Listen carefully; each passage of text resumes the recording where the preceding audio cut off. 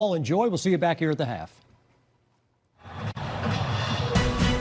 Thank you very much, Kevin. It's the 25th consecutive sellout here in Raleigh-Durham at Carter Finley Stadium as North Carolina State takes on 8-0 top 10 Georgia Tech. You are watching the ACC on ESPN. 56,000 on hand tonight, hoping for some more chaos. Certainly we have seen chaos in this conference already today. It started early, 11 a.m. Central Time in Dallas. SMU handing a stunner to number 10 Miami. Duke, of course, hanging on against Clemson. And just a moment ago, out west, right here on ESPN2, Virginia in a tight one against Cal. Are up to the minute standing. Still, Georgia Tech an opportunity to handle its own destiny with Virginia right behind them, and then a plethora of one-loss teams just to make this a little bit crazier on the first Saturday of November. Hi again, everybody. Matt Schumacher, the 9-year NFL vet. Sam Acho will be joined by Taylor Davis in just a moment. I know you were watching the games all day. What do you make of this Saturday in November? Well, there's so much chaos. November football is the best kind of football because that's when so many things are decided when it comes to the playoff picture. No doubt. And certainly Georgia Tech hoping to avoid the stumbling block today against, a resurgent NC State team. They are lucky to have Haynes King running the controls, a legit Heisman contender for Georgia Tech. Haynes King is playing like a man on a mission. You can see him on your screen. He's locked in, he's dialed in, but he does it in so many ways. You might see him limp a little bit because he loves to run the football, but if he's limping, he's probably only getting stronger. He loves to run people over, but he does have an arm as well. You'll see the passing game be effective. So this is a true definition of a dual threat quarterback. Coming off one of his best performances of his career. 5 touchdowns, nearly 400 yards of offense, no turnovers in a thumping against Syracuse. He's the vet. On the other side, it's the 19-year-old CJ Bailey. Biggest start of his career without 2 of his top weapons. We'll hear from Taylor Davis about that on the other side.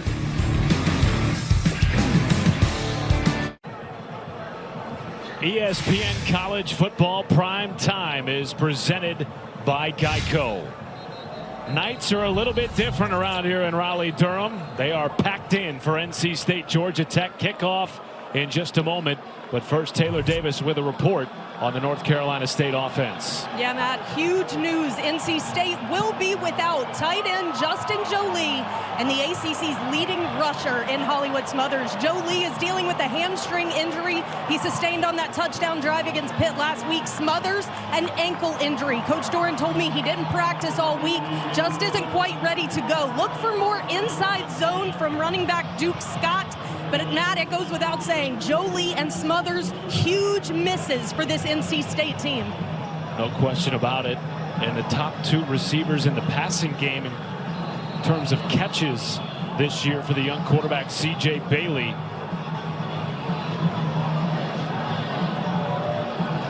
Injuries have been such a large part of this 4-4 season for NC State, but that is all out the window. Their coaching staff told us this week, nobody cares who's on the field when you line up and kick it off. And they are lining up against the number 8 team in the country. First time since 2021 a top 10 team comes to Raleigh-Durham.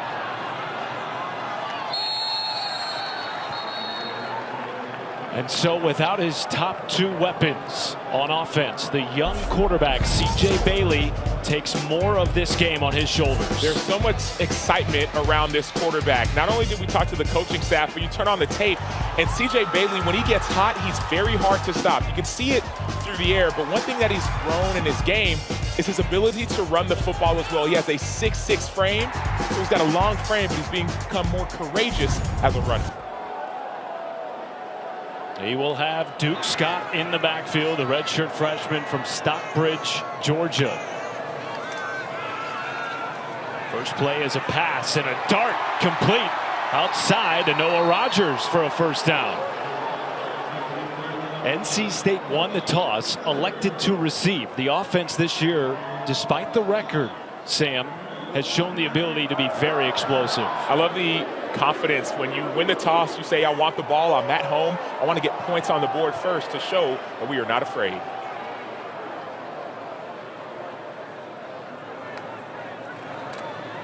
Here is Duke Scott running between the tackles, as Taylor Davis told us we would see more of tonight.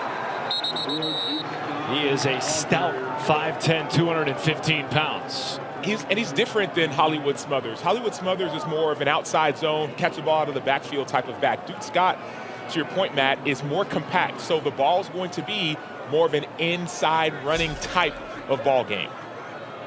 We asked his offensive coordinator, Kurt Roper, to describe him in one word. He said, tough.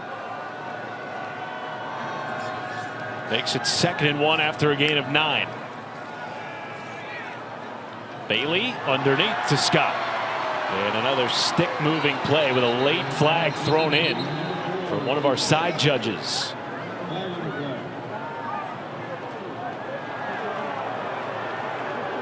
And it's going to back North Carolina State up and get the first down. Offense number 6, 15-yard penalty. Second down. Penalty on Wesley Grimes. Dave Doran told us, look, this season has not been what we expected. Injury's a big part of that. But scared money don't make money. Sam Acho is what he told us. Told his team, nobody expects you to win anyway, so why not go out swinging? I love the mentality of Dave Doran. He's coached here for a long time. He's a mature type of coach with a mature team. So the whole point of this game is give everything you have. Don't worry about the scoreboard or the rankings.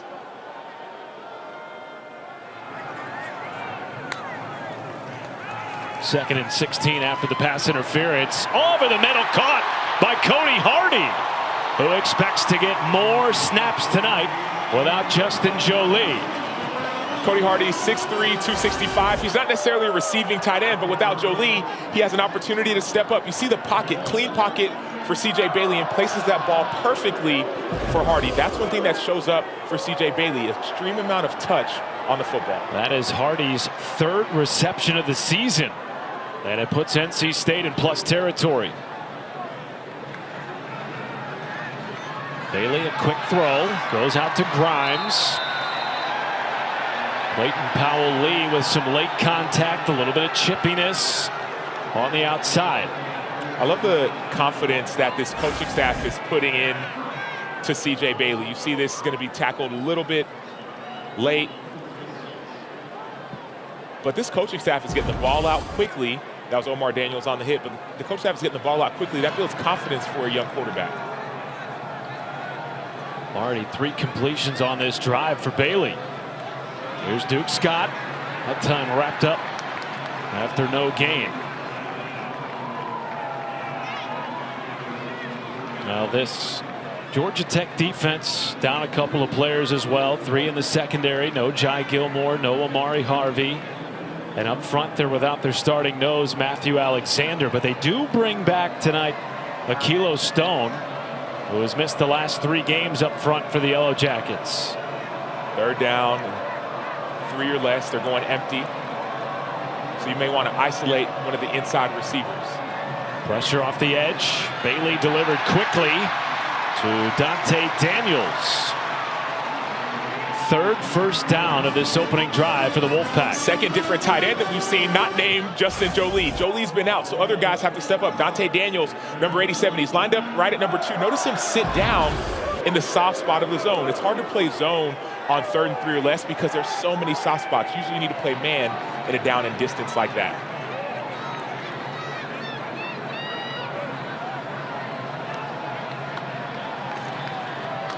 Scott cuts it up the middle, runs over a man, carries tacklers inside the 15.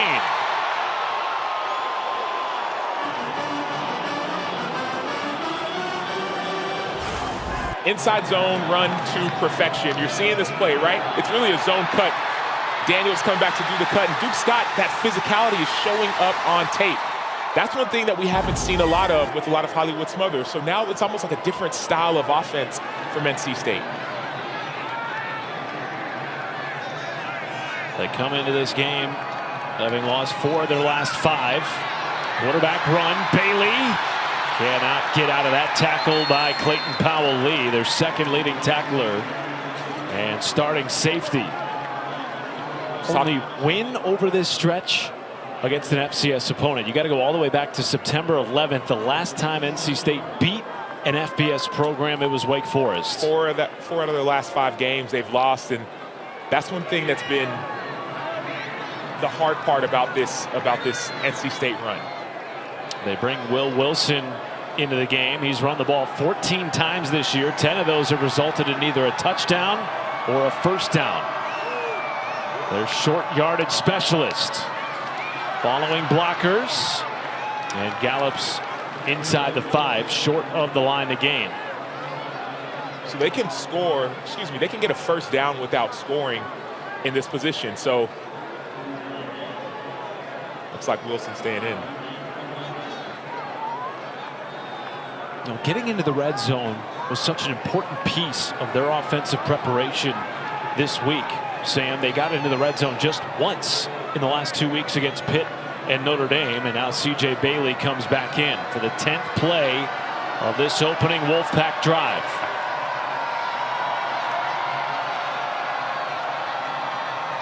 Two fakes, floated to the end zone. Hardy for a touchdown.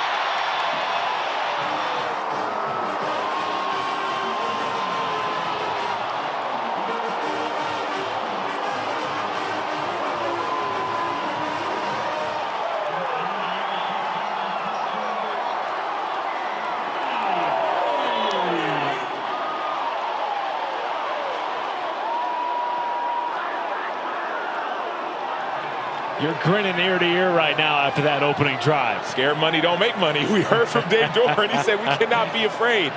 And that's one thing you love to see. No matter what kind of competitor you are, you have to come out and bring your best.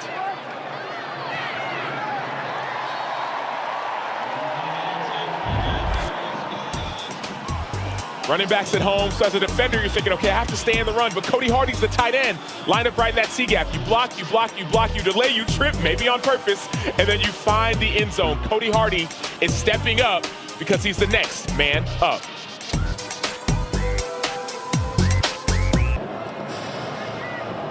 $7-0 lead for NC State after a 10-play, 75-yard opening drive went to the house.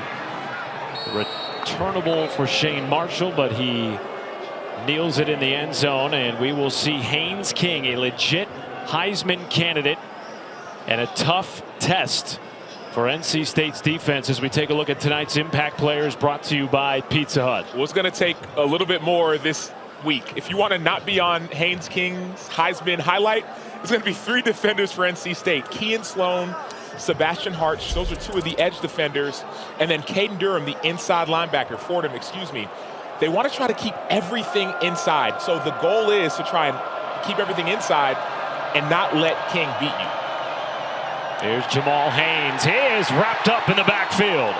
Kean Sloan, a 2-time All-Mountain West defensive lineman at Utah State, transferring over in the offseason.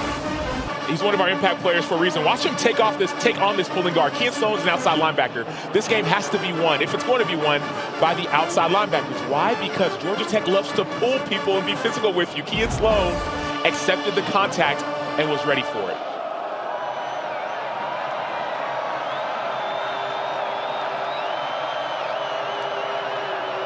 Second and 12. King moving up in the pocket. Hit Jordan Allen for a big gainer. Still going. And finally shoved out of bounds inside the 30. This is what makes Haynes King different this year. His ability to push the ball downfield. This offense doesn't just want to get 2 or 3 yards of play. They want explosives. And that's one of the explosives that we're seeing. They show you the run, they show you that fake, and they throw the ball downfield. And Allen's able to keep his balance, stay in bounds, and fight for another 15 or so extra yards. They are top 10 in the nation in yards per play. That one went for 50, and it sets up first down inside the 30-yard line. King on the keeper, turning the corner, and he is nudged out by Caden Fordham, the leading tackler for NC State. If you see the ball on the edges of this NC State defense, that means they're doing it wrong. You see right here, Haynes King does a little stutter inside, then he runs around the corner and finds a first down. the goal of NC State defensively has to be to keep everything contained, whereas Haynes King in this offense, they want to attack you up the middle, attack you on the edges, and attack you downfield. Had one of the best games of his career last week against Syracuse, nearly 400 yards of offense, no turnovers, and 5 touchdowns. King right up the middle for a touchdown. A very quick response on the opening drive for Georgia Tech. Haynes King is picking up where he left off last week. 395 yards last week and 5 total touchdowns. You saw a 50-yard pass and then now about a 10 or so yard rushing touchdown. Look at those pullers. They're blocking on the inside, and then Haynes King just does what he does best. Finds green grass and gets into the end zone.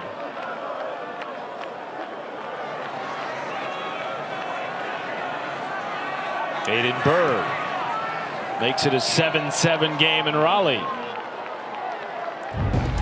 Haynes King is truly a dual threat quarterback, but he wants to beat you with any way he possibly can. And so now he uses his blockers, finds the end zone for a touchdown.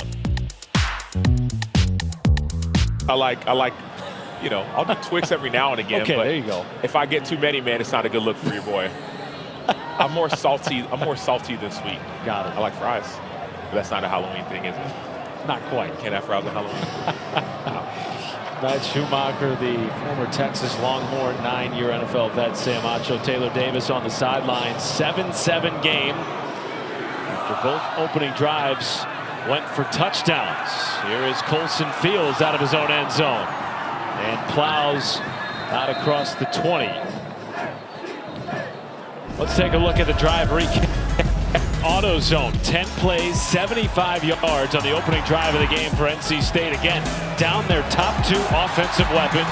No Justin Jolie, no Hollywood Smothers, but Sam Acho, no problem for C.J. Bailey and company on the opening drive. We saw this offense really step up. Cody Hardy, number 44, number 87, Dante Daniels. So people talk about next man up all the time.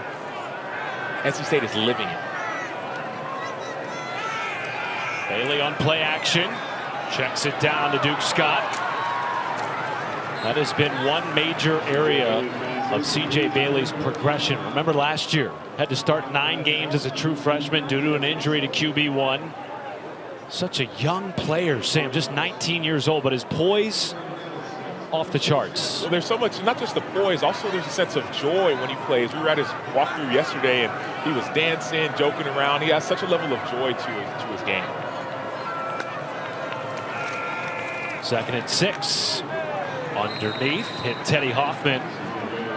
The only true freshman on offense right now for a North Carolina State team that returned 8 starters on offense.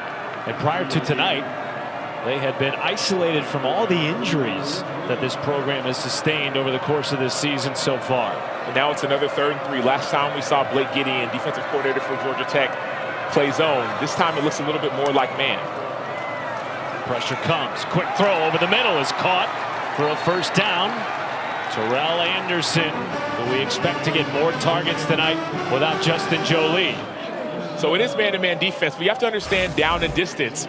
Terrell Anderson knows that it's only 3 yards he needs to get, so he runs a quick slant inside, and yes, he accepts the contact, but it's still a first down. So it needs to be tighter coverage on the back end for Georgia Tech.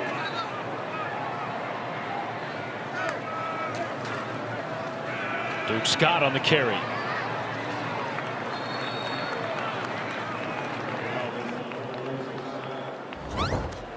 We thought the running game could be a major key to NC State's success tonight against the Georgia Tech defense that at times has struggled against the run. Gave up over 150 yards on the ground last week to Syracuse. Absolutely. This defense has struggled for the most part stopping the run, and NC State's trying to exploit that. And Bailey is somebody who can exploit it. Long strides up the middle at 6'6". Pickup of 21. That's the maturity that we talked about, the decisiveness. Dave Doran this week said we want to see him make quicker decisions when it comes to running the ball, and this was that. There was a little bit of a lane. Look how open it is on the middle, and then boom, he decides to take off. It's man-to-man, so everyone's eyes are not on the quarterback. Their eyes are on their man. C.J. Bailey sees that and accepts that for a big-time game. Multiple plays already in the first quarter of 20 yards or more for the Wolfpack. Somehow Duke Scott turned that into a positive gain despite feeling contact behind the line of scrimmage. That's the power. We talked to the coaching staff. They said, man, we haven't coached a guy like Duke Scott with his physicality, with his toughness. That's different than what we've seen before. And so it is the same offense, but there are different plays that are being called based off of the personnel.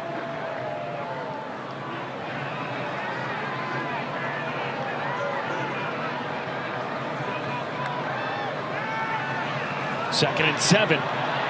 Underneath, Hoffman took a shot and made the catch.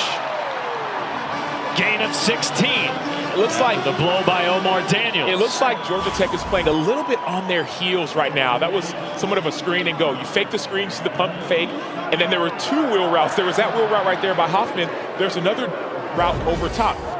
So this is the aggressive style that NC State is playing with, and Georgia Tech is a little bit on their heels trying to catch up. A 9-for-9 start for C.J. Bailey, nearing 100 yards passing in the first quarter, and that touchdown on the opening drive. First and 10. Bailey floats, hits Daniels near the 5-yard line for a first down. So Daniels, tight end, and Brady 7, he's going to do what we call like a stopwatch. He waits. Watch him. He's going to feel like he's blocking, but there's no one there. So they think he's there for the run game. He's not. He's there for the passing game, and the ball is just perfectly laid over by Bailey.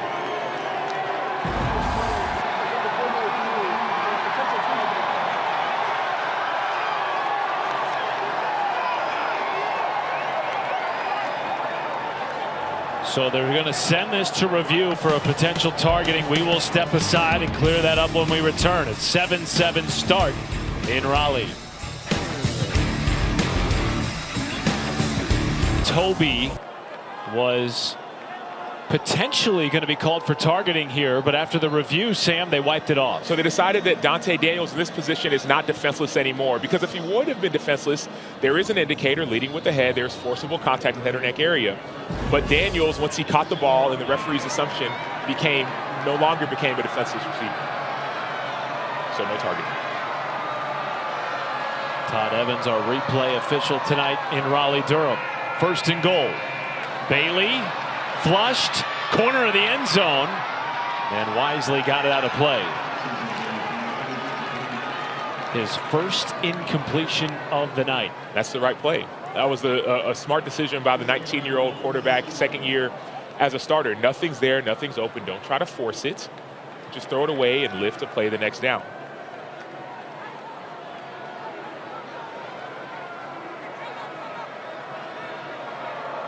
He has yet to turn it over in his young career in the red zone. And now a flag.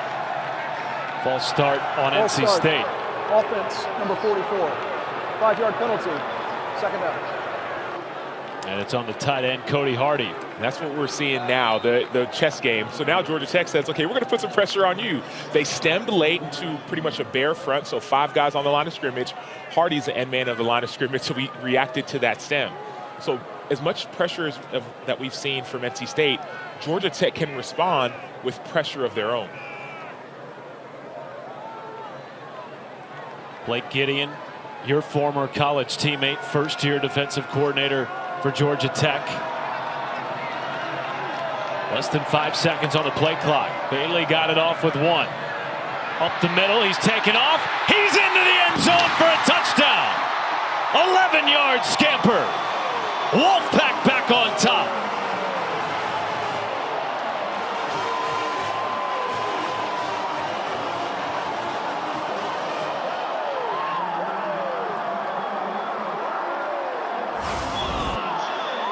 So this play is made by Jalen Grant, number 74. So C.J. Bailey makes the play, but a linebacker's right there to make a tackle. All that Grant does is he gets his paw right on the right side of E.J. Lightsley, number 2, the linebacker. And that little bit of paw was able to free up C.J. Bailey for the touchdown. His 4th rushing touchdown of the season. Vineset's PAT is good. 14-7 lead for the Wolfpack. And I want to go back to that play. Everyone keep your eyes on number 74, Jalen Grant, one of the leaders of the team. This is a designed quarterback draw, a designed run. But Lightsey is spying the quarterback. He's looking at Daniels. Look at Grant just get a little bit of touch, and that's able to just force Lightsey to avoid him. And then C.J. Bailey does the rest. What a start of what has been a very chaotic night of college football. And what a night we have for you coming up Tuesday on ESPN and the all-new ESPN app. For the first time, the Armed Forces Classic features a pair of women's basketball programs. Number 1 UConn, their old Big East rival Louisville. The exclusive reveal of the first CFP Top 25 ranking. And the inaugural men's basketball Dick Vitale invite Texas under first-year head coach Sean Miller, and Duke fresh off a Final Four run from a year ago.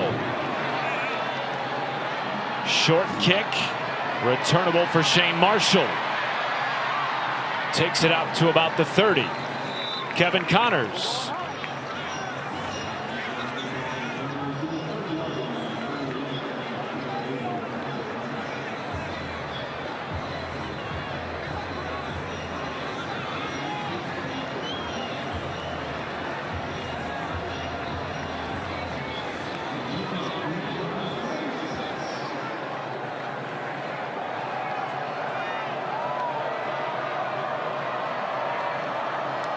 Thank you very much, Kevin. After a touchdown drive to take the lead for NC State, Malachi Hosley, last year's Ivy League Player of the Year with a first down game. Hosley transferred from Penn, and you mentioned Ivy League Player of the Year. And he's a different running back than Jamal Haynes. He's more of a slasher, more of a downhill back. Not the biggest back, but man, he loves to turn it on right up the middle.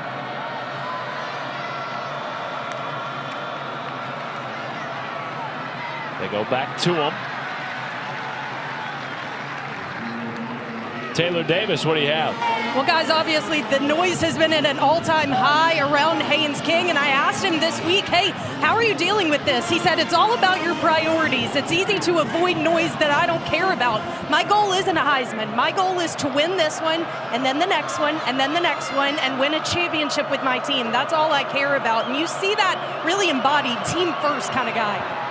Delivers a dart over the middle to Eric Rivers, who was the first AP All-American in FIU football history last year. He's been a big pickup for Georgia Tech. He hasn't, but I want to go back, Taylor, to your point of Haynes King. We were down on the field watching Haynes King as he warmed up, and man, he was throwing that ball 50 yards in the air with ease, but also passes like that, throwing darts as well. So this is the maturation of Haynes King. He's not just a physical, bulldozing, bruising type of quarterback. No, he's got some touch to his game as well. He is the reigning National Player of the Week after the 41-16 win over Syracuse. And that run will likely take us to the end of the first quarter.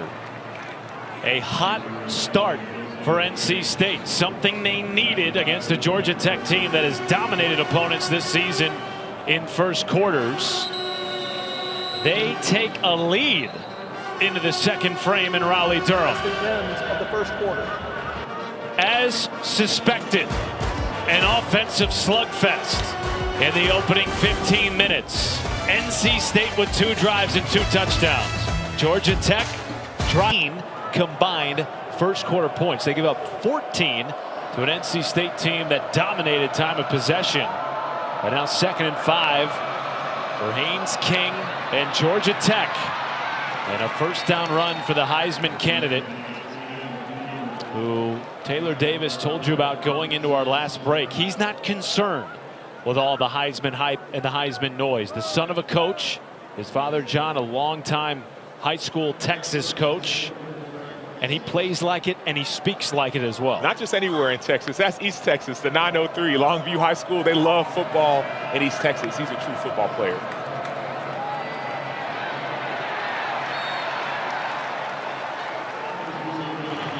And you know, guys, a lot of players tell me, yeah, I'm avoiding the noise over and over. Haynes King has actually gone the extra mile. He has someone running his social media for him so he can fully disconnect from anything that would put this noise in front of him. I may question other players, but I believe it from Haynes King. He's feeling the pressure here, takes a shot to the end zone, and it's in and out of the hands of his intended target, Dean Patterson.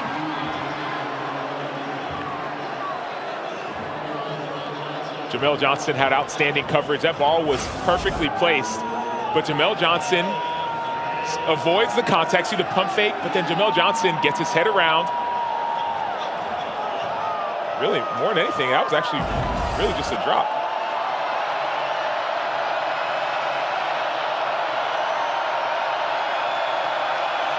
First third down of the game for Georgia Tech.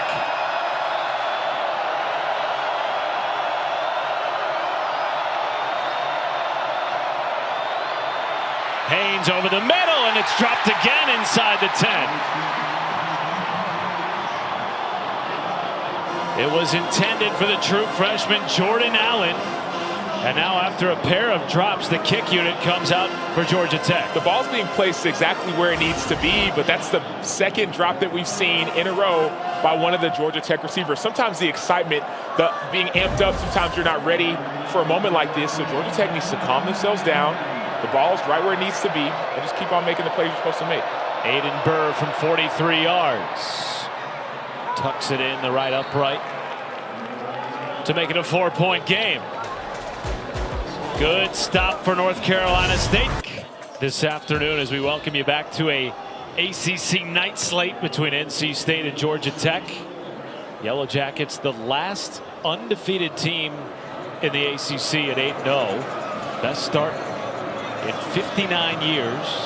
5-0 in the ACC for the first time in their 43-year history as a member of this conference. As we take a look at the college football headlines presented by Harbor Freight.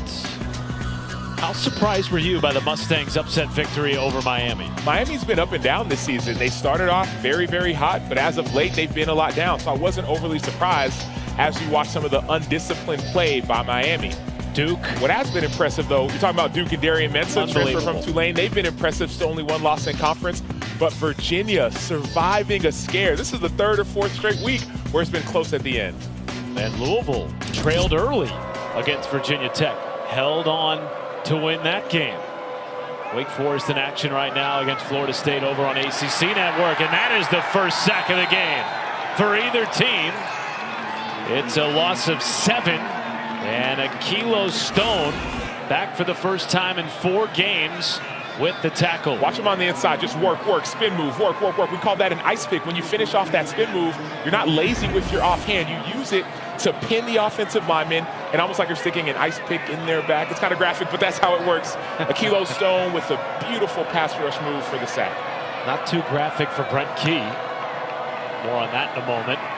That run does not go very far. Maybe a gain of 2. Brings up 3rd and long after the tackle by Braden Manley.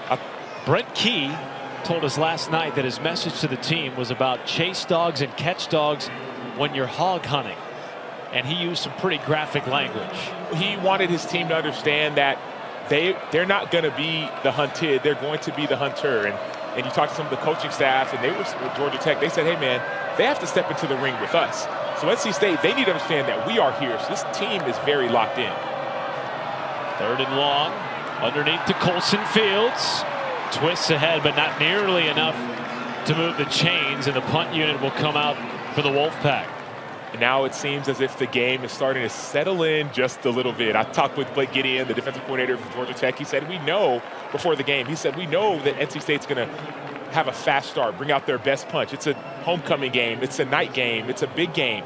We have to be able to handle that and make a stop. And now you're seeing the Georgia Tech defense start to settle in. Caden Noonkester on for the first punt of the evening. Eric Rivers back deep to receive for Georgia Tech. High but short punt. Rivers sprinting ahead to make the fair catch at the 40. And great starting field position for Georgia Tech. Kevin Connors, what do you have?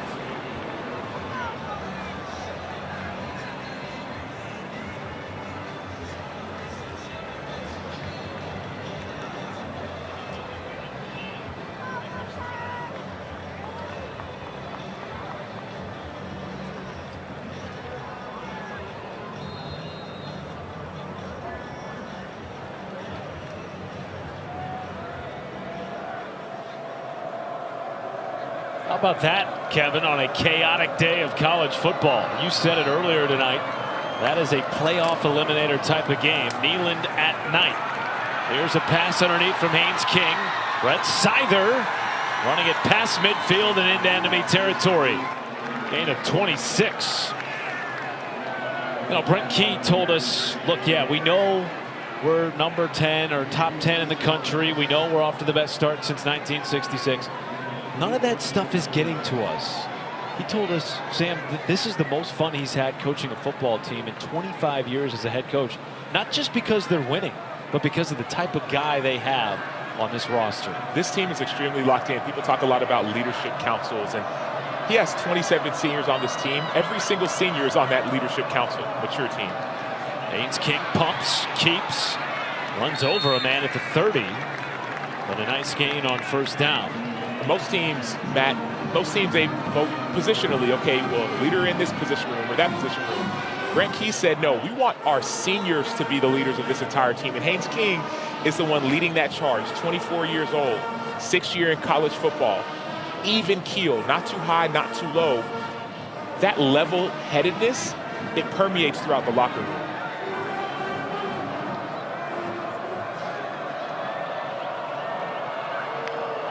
Second and 5. King on the keeper. Positive gain makes it 3rd and short. Jackson Vick with the tackle.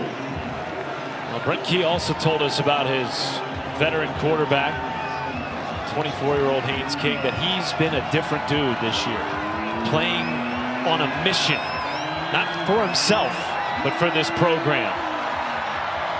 So it's 3rd and short, 3rd and 2, and what Georgia Tech loves to do is they love to essentially run a quarterback counter OY, keep the ball in Haynes King's hands. Now, it depends on the formation. Quarterback under, they don't usually do that.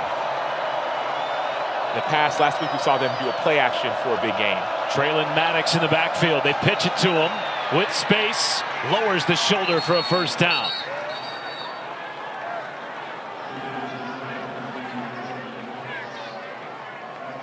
Taylor Davis. You guys were mentioning the veteran aspect of this team, and it's exactly what I've seen personified down here on the sideline. That last offensive drive wasn't what they're capable of. Sam, you pointed out the drops. They shook it off after about 10 seconds, and that's exactly what the coaches told us. Whether emotions are good or bad, they need to let them go quickly, go back to the drawing board and adjust. They put that on the field this drive. Whistles before the snap and a timeout taken by NC State. Timeout. NC State. They're first. We will take the timeout with them. Georgia Tech driving, trying to take the lead here. Belt, he was rushed to the ER. He was on track to be a left-handed quarterback. His dad, who's a coach, was a little disappointed in it, but he had to learn how to throw right-handed. Said he was in the backyard working on it the next week. I said, did it hurt? He said, heck yeah, it hurt, but I needed to figure out how to overcome it. I asked him if he's still ambidextrous. He said in certain things, but you probably won't see it on the football field. Taylor, last year he had a torn right labrum, which limited him throwing the football. At that point, he thought about going back lefty. The right arm looks pretty good tonight, though. A delivery to Eric Rivers and a gain of 12 to move the chains. How great is that? So everything he did as a kid was lefty. Then he gets his arm caught in his treadmill and says, you know what, I'm going to become a right-handed quarterback. And now you still see him throw right, which is so impressive. So the stories of Haynes King, those things are real. The legend continues. Missed 2 games because of that torn labrum last year. Played through 3 more despite all the pain. Healthy this year. Just missed on a pass attempt for J.T. Byrne. Sod Brown in coverage. Really testing this NC State secondary, which is down 7 different players. They're without Ronnie Royal tonight. And all year they have been banged up defensively. Last week gave up season high 53 points to Pitt with 9 different players on their 2 deep out due to injuries. But nobody cares, right? We talked to the coaching staff. They said nobody cares about the injury. We have to be able to perform. King sifting through tacklers. 3rd down.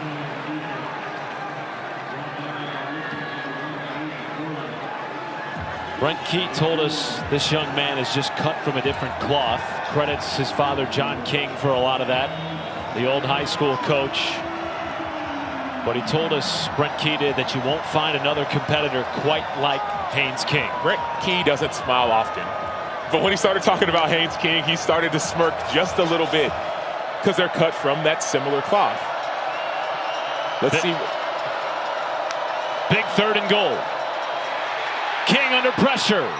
There was a hold in the back of the end zone, and the flags come in. Rivers got held up by Tristan Teasdale.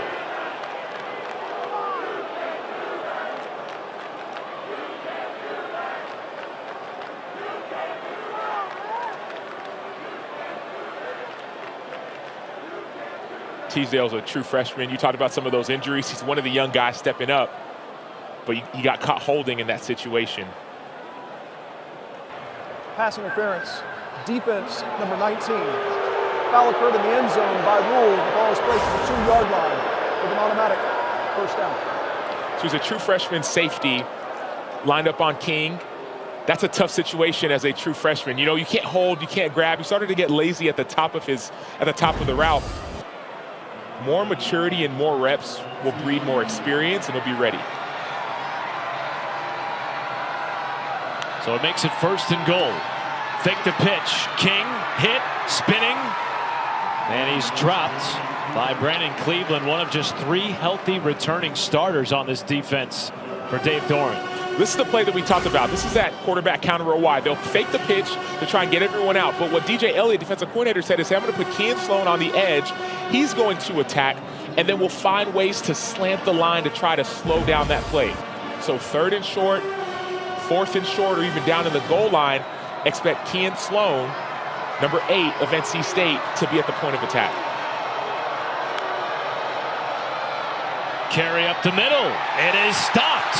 Malachi Hosley stuffed by a plethora of NC State defenders led by Caden Fordham. We talked about impact players. This game is going to be a physical football game. Caden Fordham's right in the inside, and he sifts and he sees and he attacks Hosley, and he keeps on running his feet. That's textbook when it comes to inside linebacker play. But now it's 3rd down from the 2-yard line. Georgia Tech loves to be physical, but don't be surprised if there's a little bit of a fake and then it turns into a pass on a play like this. Number 1 red zone offense in the ACC. King floats. Touch! Yellow Jackets lead. J.T. Byrne.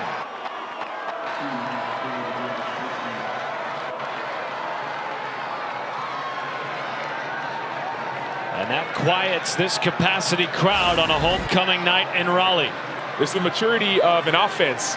So the defense expects a physical run. Run.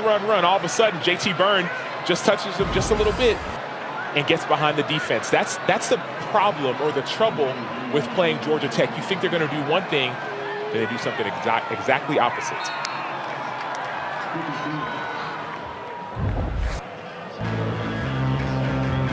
J.T. Byrne receives the touchdown. Haynes King fakes him out, gets it to the end zone. New head coach at Alabama. Always a good rivalry matchup, regardless of the records. I just wonder if the governor has put together that search committee yet for the new coach that he was talking about. You had to go there. I had to. All right, let's take a look at this week's college football rankings brought to you by Chick-fil-A. What jumps out to you? And those 2 L's in the top 10. Vanderbilt going down to Texas. That game came down to the wire, 21 unanswered.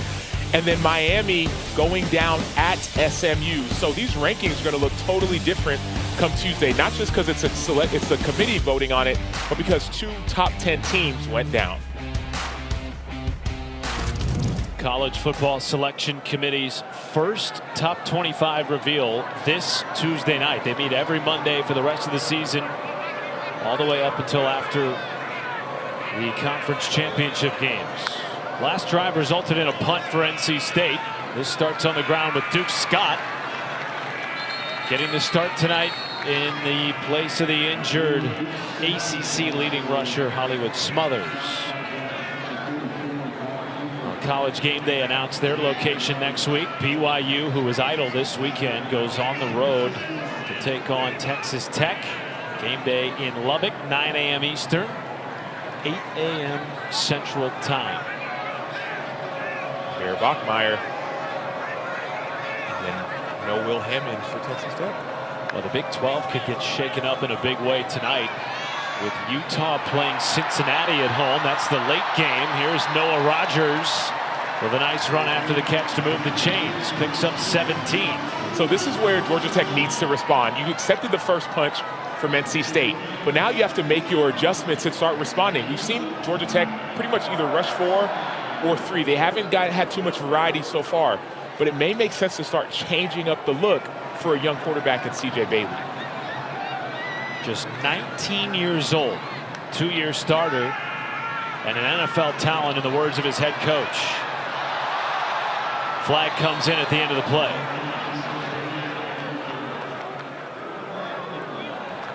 Holding, offense number 74, 10-yard penalty.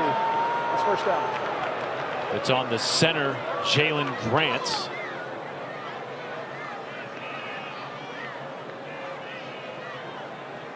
It's so rare in today's era of college football to see a 19-year-old starting at quarterback, and on the other side, the 24-year-old Haynes King, a Heisman Trophy candidate. Yeah, I feel like the 24-year-old is more common with the transfer portal and with the COVID year, but man, both these quarterbacks are affecting defenses almost in the same way, both with their arm but also on the ground. Nice play there. The ball came out. They're going to say it's a fumble. Ruled Georgia Tech ball on the field. I think they're going to have to take a look at this. I'm not sure Rogers had possession. Fumble recovered by the defense.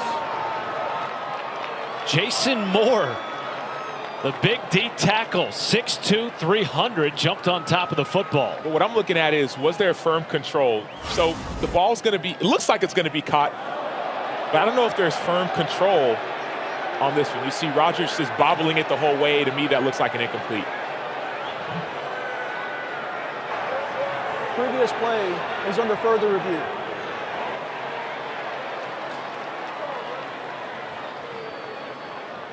Does Rogers get firm control of that ball?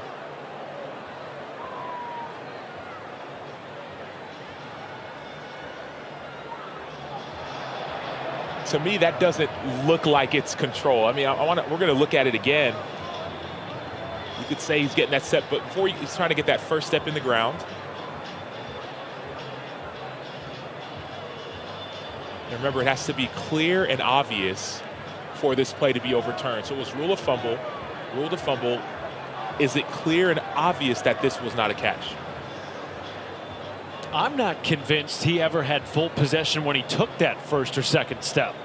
What the officials are looking at is, we have what we called. We called a catch and a fumble. We need something clear and something obvious to show that it was not a catch and it was not a fumble. Does he establish possession? Does he make a football move?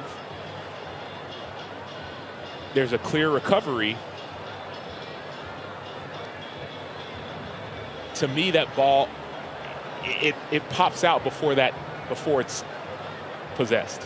It's also so difficult because we're slowing this down to frame by frame versus full speed, which is the way they saw it on the field.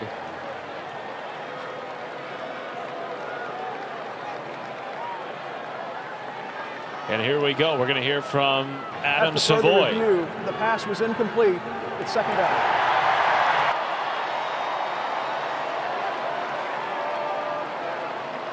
Major turn of events there. North Carolina State maintains possession of the football instead of Georgia Tech having it in plus territory, up 3.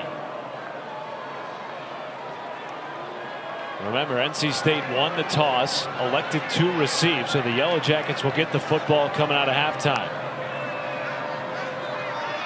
4-man rush.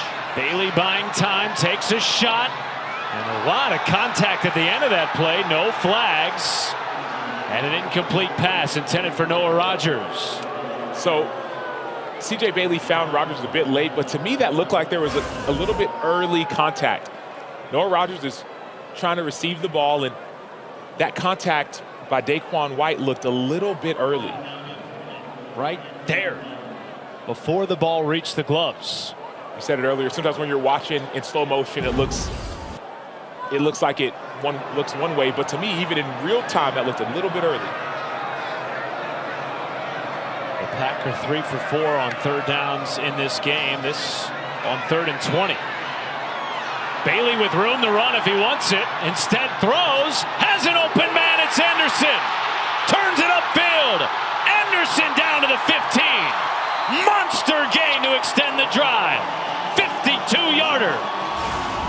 I love the decision by C.J. Bailey. So he could have ran the ball, but it wouldn't have been for a first down. It's 3rd and 20. You might have been able to get 10, maybe 15, but he slows down. Then he finds Terrell Anderson deep down the field. The fact that C.J. Bailey started to run, the DBs, their eyes started to go in the backfield. They thought he was going to run for 50 like he did before. So that's a level of maturity from Bailey that's showing up right before our eyes.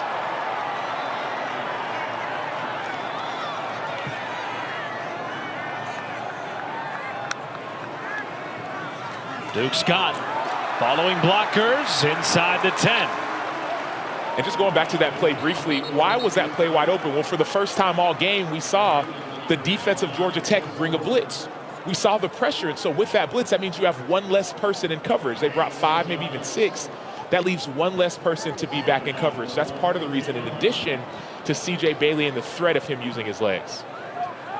Their short yardage specialist, Will Wilson, the freshman from Columbia, South Carolina, where he was Mr. South Carolina football, comes into the game at the quarterback position with Darius Johnson to his left. Wilson keeps trying to outrun the defense. Wilson leaping for a touchdown.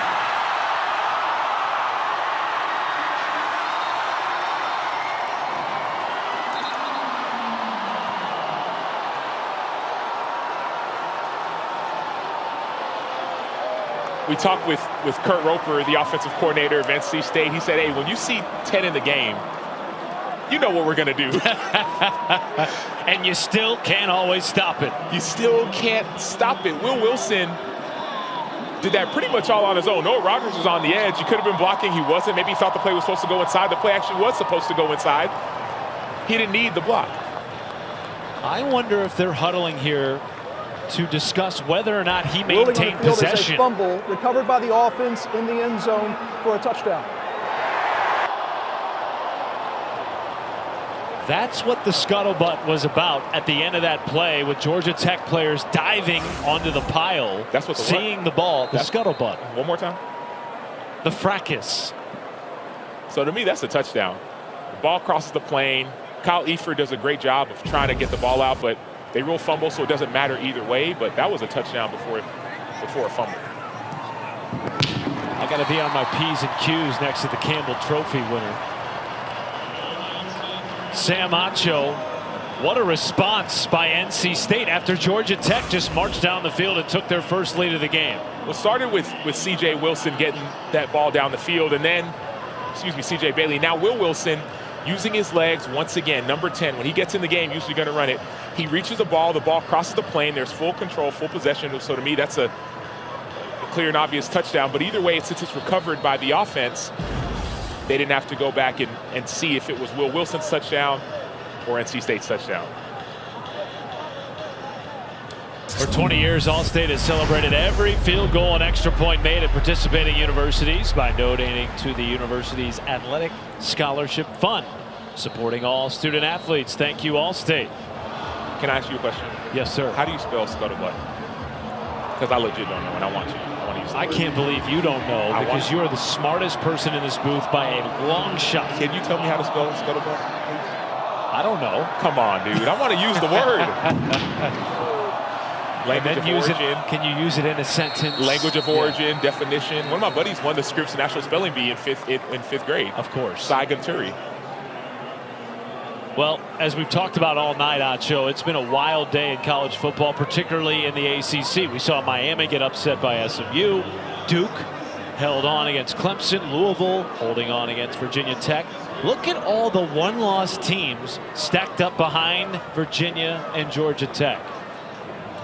The ACC seems wide open, but man, Virginia and Georgia Tech still no losses, and whoever wins gets an automatic bid to the college football playoff, wins this conference, excuse me. Haynes King pumps, now takes off, slices up the middle near the line to gain. And they will move the chains. So this is the time where Georgia Tech has an opportunity to double up. If they score here, they get the ball coming out of halftime. So they don't need to be in any type of rush. They can take their time, slow down. Under 2 minutes, the clock will stop on first downs and run their typical offense.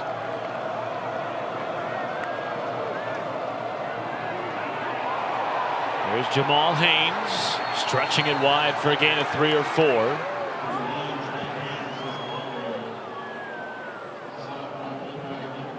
Going back to that graphic, the most bizarre thing is that Virginia, who won today against Cal, is now a one-loss team with 7 wins. Their only loss to NC State, which was not a conference game. That came back in week 3.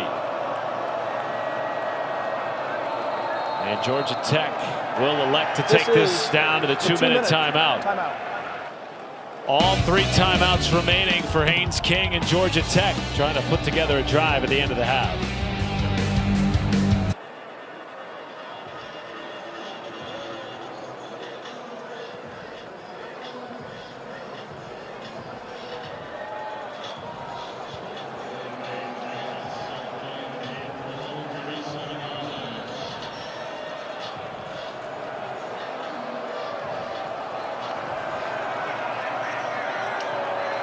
Thank you very much, Kevin. With the Texas alum, Sam Acho, Taylor Davis on the sideline. Final 2 minutes of the first half. All 3 timeouts for the Yellow Jackets. Passes caught by Allen for a first down. So one thing we heard from DJ Elliott, the defensive coordinator of NC State, is that they're going to play a lot more man. And what we saw, the reason that play was open is because it was man. And man, oftentimes when you run crossing routes, as a receiver, you can run away from the defender. So if Georgia Tech is seeing man on tape on their iPads, they may start passing the ball a little bit more. King pulls it out with blockers. First down and more inside the 40.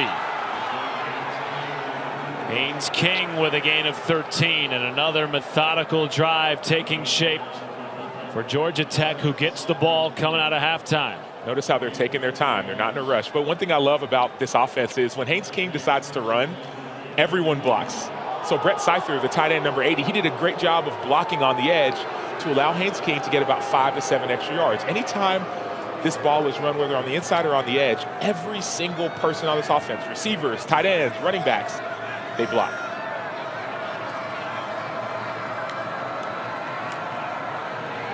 Haynes slips out of 1 tackle, then is upended on the near sideline by Jackson Vick.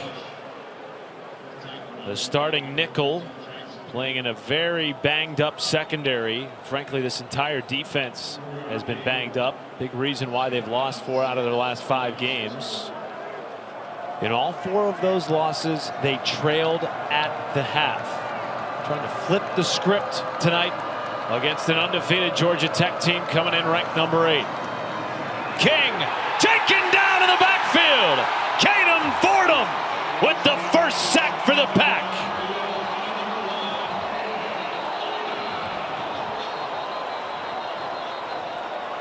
So for the most part in this game, it's been sit back and watch what Haynes King does. But now you're going to see blitz over and over and over again. Georgia Tech, their first 30 seconds. Please reset the game clock to 1:08. Caden Fordham and Kenny Soares come around the edge on that blitz, and the best thing that Fordham does is he keeps contained on the quarterback. Haynes King, if he would have seen that on time, he could have escaped, but Fordham goes to what we call the upfield shoulder to keep Haynes King from escaping the pocket.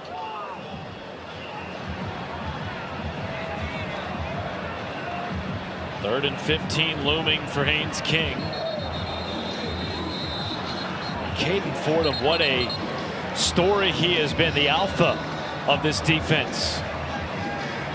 One of the leaders of the defense, leaders of the team. He lost a lot of his season last year to injury, coming back this year healthy. And he didn't have his best game last week, but notice how he's backing it up this week. You talk about next man up, well, it's also a next play and next game mentality. Top 15 in the nation in tackles. And now nearly 57,000 on their feet for 3rd and 15. Three-man rush. King dumps it down. Not nearly enough for the first to Brett Seither. And now is this decision time for Brent Key? Timeout. NC State. Their second. 30 seconds. Please reset the game clock to 1 minute. Well, the Wolfpack are going to try to do something with this final 59 seconds. It'd be about a 54-yard field goal for Brent Key, whose field goal kicker Aiden Burr has hit from 55, and that was a fire drill field goal to win the game against Clemson earlier this year. See Brent Key's trying to figure out, okay, what's the best decision? I think you kick it in this situation. You take the points, try to stop NC State and go into halftime. He did tell us that Aiden Burr hit from 64 in scrimmages earlier this season.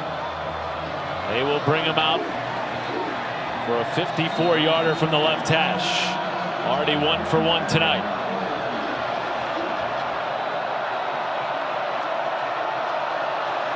Kick is away.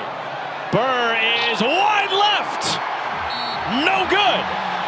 And NC State will get the football with great field position and 1 timeout left in the first half. Smart use of those timeouts early. Started with the blitz, with the sack, and then another timeout, and then Aiden Burr, who's usually a consistent kicker, wide left. Just his second miss of the season, both of which have come from 50+. And now Dave Doran's team has a chance to extend the lead. Well, he was frustrated because there was actually a 12th person on the field, and that person was running off, so it could have been a penalty.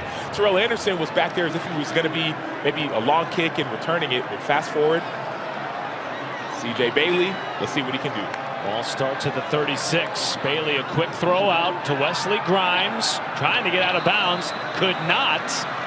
Was tackled inbounds by Zach Toby. Phenomenal play, smart play by Toby, keeping the clock running. Bailey going through his progressions, widely throws it away. Taylor Davis. Well, guys, I don't know if it's translating on the television, but when this place erupts, it is loud down here, and it's a different energy for Georgia Tech. This is just their second night game of the season. They haven't played at night since week 1. At the half, you really feel like they need to bring their own juice a little bit more, Sam. BYOJ, that's what you have to do, when, especially as a defense. People will say, man, pack the defense on the road. That's what they need to do, pack the defense. 3rd and 3. Pressure. Bailey got rid of it. There was contact, and a flag comes in. Rodney Shelley covering Noah Rogers. And that will be the first penalty of the night on the Yellow Jackets. Meanwhile, Pass interference. Defense number 6. Ball we placed at the spot of the foul. And an automatic first down. CJ Bailey continuing to limp around after he was brought to the ground 2 plays ago. Well, we'll start with the pass interference. Noah Rogers does a great job on his stem, and Shelley, you see him hooking the arm. But I think a bigger deal is CJ Bailey. Sometimes you can see he's in a lot of pain, but sometimes adrenaline takes over. I get the pain, but in football, sometimes you don't feel that when the adrenaline starts to pump in. It's an offense without Justin Jolie tonight, their leading receiver, and without Hollywood Smothers, the ACC leading rusher. Rogers with a catch and a 5-yard gain. Got out of bounds to stop the clock with 25 ticks left. We haven't seen a lot of field goal attempts from NC State, so I'm expecting NC State to be aggressive. Yes, you have to get out of bounds. You want to get out of bounds. That way the clock stops. If you get a first down, the clock will stop until the change or reset. But I want aggression from NC State. 4-man rush. Bailey over the middle. It's caught. Noah Rogers inside the 20. This is why people love CJ Bailey, because the ball placement on that pass, there's a middle field safety, he throws it back shoulder essentially to avoid the contact. C.J. Bailey is growing and maturing. Yes, he's only 19 years old, but he had about 9 starts last year. Watch where this ball's placed. He doesn't run his receiver right into that middle field safety. He throws it a little bit behind him to Noah Rogers and keeps him safe. Well, we've talked so much about the toughness of Haynes King. We're seeing that on display by the young starter for NC State, C.J. Bailey, putting together an excellent drive to end the first half. Takes a shot to the end zone. It is incomplete. Intended for Keenan Jackson. Had hands on it, but just could not corral. It just seemed like maybe it was like an inch or two too far. Nice placement. Keenan Jackson just barely couldn't hold on to it. That inch or two, people say football's a game of inches. I understand that, hey, if you can touch it, you can catch it. But, man, if you want to get that just a little bit tighter, it'd be a touchdown. So moving forward now, it's 3rd down, but the more important thing is the time. It's all about the end zone if you're NC State. So Georgia Tech needs to back up, understand that they're trying to attack the end zone. They have a field goal here. One timeout left for the Pack. Bailey pumps and now floats it.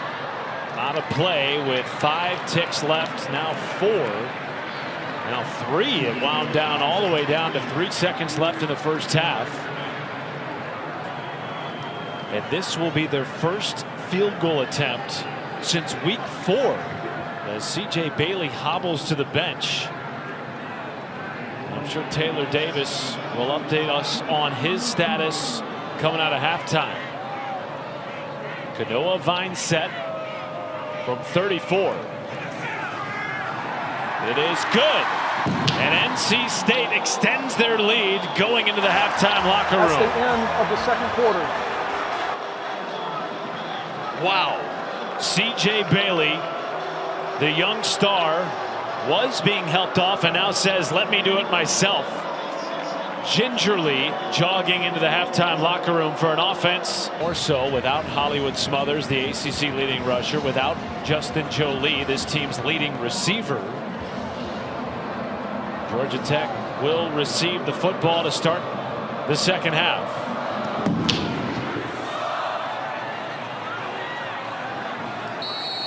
And moments ago, Taylor Davis caught up with NC State head coach Dave Doran. Well, Coach, we saw C.J. Bailey get banged up at the end of the half. Any update on his status? He's good to go. Okay, awesome. The offense has been able to run the ball effectively, move the ball downfield against their defense. How do you continue that in the second half? Just got to keep mixing it up. You know, we've done a good job of being balanced. We're taking shots. We're getting completions underneath. Duke's running really hard. The guys are fighting for him. Thanks for the time. Thank you. Thank you, Taylor. Meanwhile, on that last kickoff, an injured NC State player. Boy, their fan base has grown weary of hearing that statement. Injured Wolfpack player. They have been injury riddled this year, now on both sides of the football.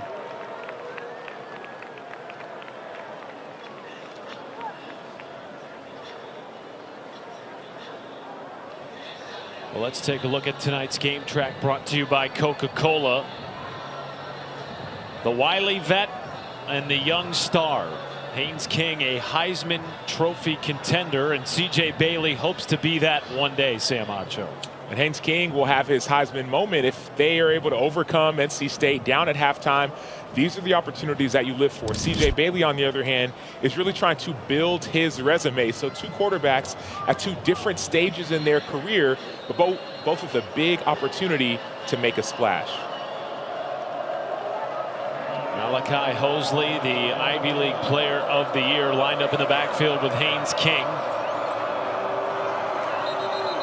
And a pre-snap penalty. False start. Offense number 72. 5-yard penalty. First down. Taylor Davis made the point before the end of the first half that this is just Georgia Tech's second night game of the season. The first, all the way back in week 1 at Colorado, they won that game by 7. This environment is maybe unlike anything they have seen so far this year. A sold-out Carter Finley Stadium. And Haynes King, tackled by Travali Price, got back to the original line of scrimmage. Think about halftime adjustments. What would Brent Key tell his team? What would offensive coordinator Buster Faulkner tell his offense? And it seems as if they're saying, hey, let's attack the edges. We've been winning inside. We haven't got on the edge as much. So I expect more side-to-side runs from this offense. King underneath. It's Jordan Allen. And the freshman, with his third catch of the night, has over 60 yards receiving. Was such a big piece in the absence of Malik Rutherford, who is available tonight, though we have not seen him much.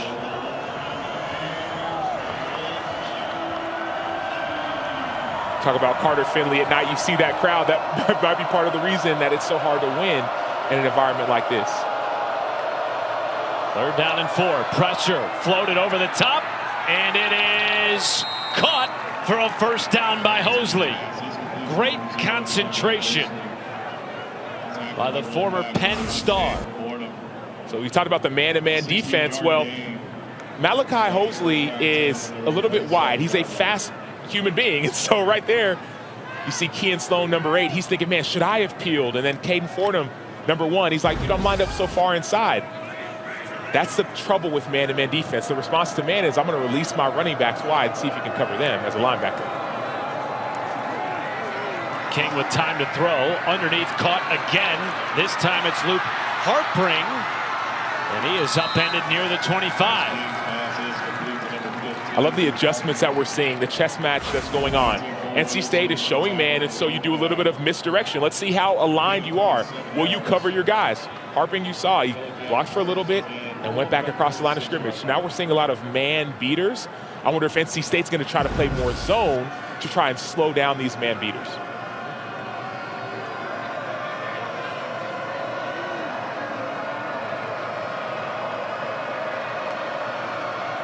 First and 10. King to the outside. What is the trouble, Sam, with playing zone against an offense like Georgia Tech? Well, the problem with playing zone is that when Georgia Tech loves to pull offensive linemen. And so if you're in zone, it's hard to remember, okay, which gap am I in? Am I in this gap? Am I in that gap? Am I covering this guy? Am I covering that guy? When it's man-to-man, everyone knows exactly where their gap is because their gap is off of a certain man. So if I'm man-to-man on the tight end, I know, okay, well, I'm going to be right inside. I have that gap. That's why they want to play man. Particularly with guys playing out of position with all the injuries that they've had this year on that side of the ball, as King rumbles ahead for another first down. 3rd leading rusher in the ACC, leads the conference in rushing touchdowns with 13. He is the only quarterback in the country averaging at least 200 yards passing per game and 90 or more rushing per game. And not turning the ball over either. Only one interception so far this season, 20 total touchdowns. So he's getting the ball either in the end zone, his receiver's hands, or back to his offense. That one turnover came on the 3rd snap of the season for Haynes King at Colorado. This is up the middle. And it's Jamal Haynes, the 3rd-year starting running back, near the first down marker, maybe 3 or 4 yards short. So see, that's man-to-man. So people are running with all that motion. Georgia Tech loves to motion. So everyone's running and they know where their gap is. What's going to happen is you need to play a little bit tighter if you're NC State. Georgia Tech's going to try to attack this man-to-man defense, run crossing routes, or different types of throwbacks, man-to-man beaters. NC State has to stay in man because they're not comfortable yet trying to play zone against all these pullers. Haynes King flips it out wide, near the end zone, stops short. Luke Harpring again. You will not find 2 teams in the ACC that use their tight ends more than the 2 on the field tonight, and we've seen multiple for Georgia Tech so far in this game. It almost doesn't matter who the tight end is for Georgia Tech. Harpring right here, you see him. They ran this play last week. All hands on the rush. Brought down by Wolfpack, number 52, Charles Wallace.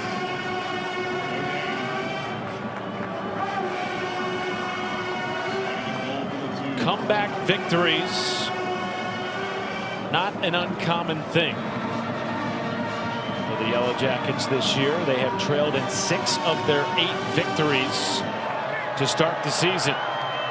Last remaining undefeated team in the ACC, and coming into the night, the best chance to make the CFP out of this conference. King plunging forward, and based on the spot, he'll be short of the goal line. 3rd down. They're testing your mental makeup. That's what Georgia Tech does. They line up in the same formations and run pretty much the same plays and see if you're tough enough to stop it. So that's the first part. But then the second part is they test your discipline. They line up in those formations. They show you run. Then they go to the pass. We saw this earlier in the game. They got it down here in the red zone. They faked the run and threw it over the top to a tight end. I don't know if you even need to do that in this situation if you're Georgia Tech. I think you just stay physical like you have been. King is stopped short.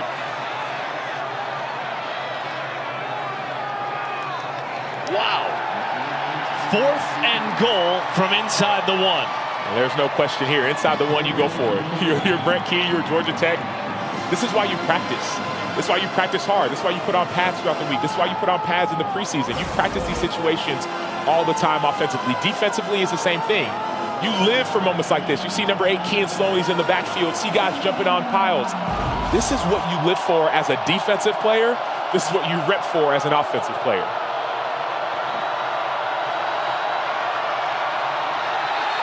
That's going to be a false start.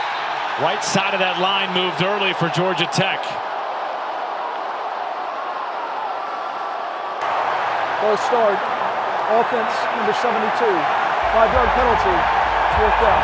The right tackle, Malachi Carney, with his 2nd false start of the game. So now they're bringing on Aiden Burr and the field goal team. Different situation. You are no longer inside the 1. It's a 5-yard penalty, so the math changes. Boy, what a major shift and a win for North Carolina State if they get off the field allowing just a field goal given where the football was on 1st and goal. Burr 2 for 2 tonight, this from 23. And he splits the uprights. So Georgia Tech, after the false start on the goal line, has to settle for rallying the troops as we went to our last commercial break. His team up 4, trying to hand Georgia Tech its first loss of the season. Yellow Jackets off to their best start in ACC play in their 43 years as a member of this conference. Trailing by 4 with 8:10 to play in the 3rd. Matt Schumacher, the 9-year NFL vet, Sam Acho, Taylor Davis with you as well tonight. And we've not seen CJ Bailey yet since he hobbled into the halftime locker room after a sack late in the 1st half. Your thoughts on his situation? I'm just wondering how warm he is. He was on the sideline the entire time, so is he staying warm, and now he's going to get that adrenaline? And I'm wondering what happened at halftime. How was he able to get back healthy? Well, he was exceptional in the 1st half. 16 of 22 with 215 yards passing. A rushing touchdown and a passing touchdown. Here's a carry on 1st down to Duke Scott in a foot race. Scott inside the 20, and he is taken down at the 5. And a flag comes in late. Biggest play of the game for the Pack.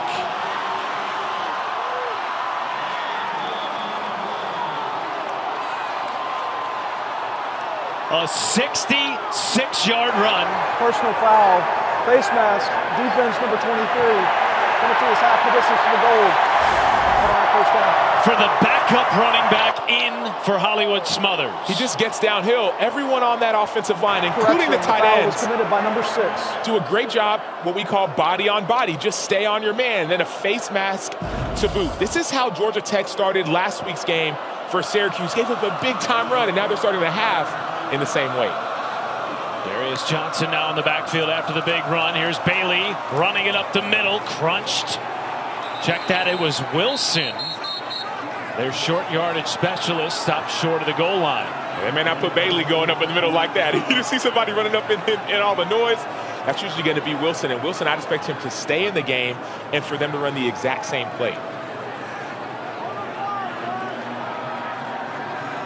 NC State has been outscored 29-0 in the third quarter in their last two games against Pitt and Notre Dame. Their woes in the third quarter extend far beyond that, having lost 4 out of their last 5. On the doorstep here of extending the lead in the third, it's Wilson, and he is in for a touchdown.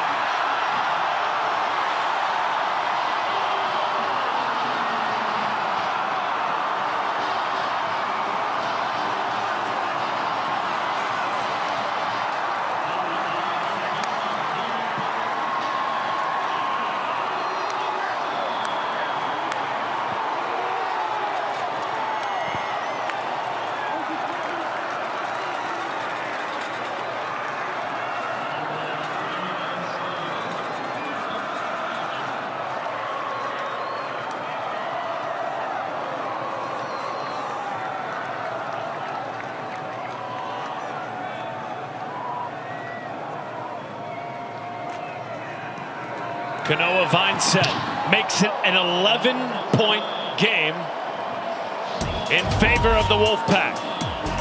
Will Wilson, the true freshman, Mr. Football from South Carolina, getting into the end zone just like he did in high school. The driver's seat coming into the night, 8th-ranked Georgia Tech, unbeaten until this point. They trail NC State on the road by 11. Matt Schumacher, Sam Acho, Taylor Davis with you on a homecoming Saturday night in Raleigh. And after the first drive of the second half for NC State went the distance, they will boot it away. Shane Marshall muffed the kick and somehow got out across the 15. Well, it's almost time for the first college football playoff rankings release. November 4th on ESPN. Time for Sam's playoff prediction. Yes, this is it. This is what it looks like so far. Georgia Tech, they're 9 right now. Things could change. We saw things change with Miami. They were in my top 10 or top 12. Also with Vanderbilt. And also look at Virginia. Virginia keeps on winning. For me, I have them as the 10th-ranked team. Texas Tech right behind them. That first team out is Notre Dame because the 5 highest-ranked conference champions have to get in. Memphis will be the 5th.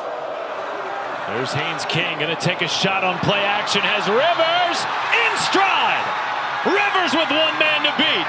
And he is taken out of bounds at the 15 by Brian Nelson. Whoa! The weakness of the NC State team is their defensive backs. There's a play action, a little bit of a half roll, man-to-man defense, no middle field safety, and Rivers does the rest. So this is that punch, counter punch. NC State punch with Duke Scott, the counter punch has been attacking man-to-man. 68-yard gain, and that time King with a loss on the play.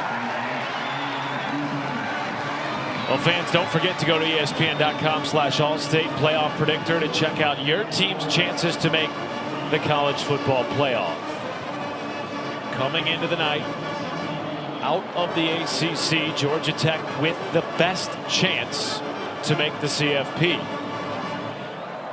Obviously, a win tonight, crucial to maintaining that status. A loss certainly shakes things up. On a day that has already seen so much chaos. King underneath. Rivers caught it, though it was behind him. And it brings up 3rd down. I beg your pardon, that was Zion Taylor with the catch. It's almost like who's gonna bend first. NC State has stayed in man. Period. Georgia Tech has said, all right, if we're going to stay in man, I'll keep on attacking it. But with an 11-point lead, NC State has no real reason to make any adjustments.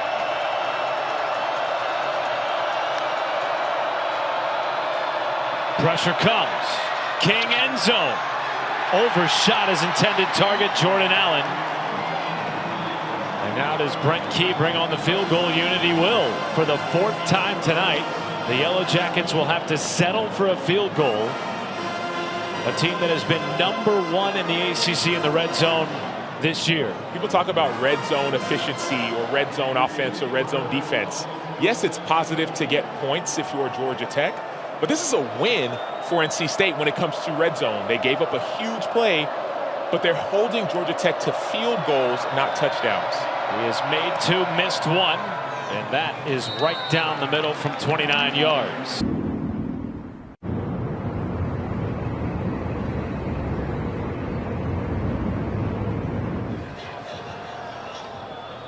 ESPN College Football Primetime is presented by Geico.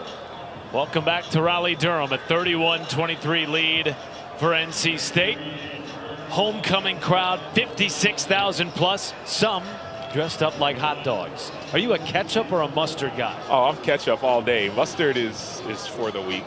Oh, wow. My son likes mustard, though. I don't like it. So you're going to hear it from him when you get home. Yeah, short kick, returnable for Colson Fields. He's out across the 20 and stuck hard. And that will bring NC State on for their second drive of the second half. Haven't seen a ton from C.J. Bailey, Taylor, who went down late in that first half with an apparent ankle. Yeah, team catch up, by the way. C.J. Bailey down here on the sideline. I've been watching how his mannerisms have been. Guys, he's definitely in a lot of pain. He spends time on the bench trying to kind of stay loose and stay involved with the iPad, but when he stands up, he has a substantial limp. He's unable to jog much.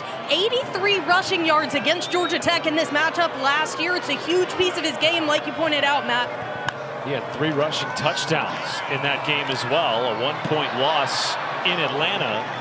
The good news, Taylor, is that he's had the services of Duke Scott playing in place of the injured Hollywood Smothers. And he has been so impressive, Matt. This NC State sideline has been electric. But after a drive, Duke Scott is the first one back on the bench in front of the iPad. He has been to himself. He has been very methodically watching the iPad, seeing what he can do better, really taking this opportunity without Hollywood Smothers in this game.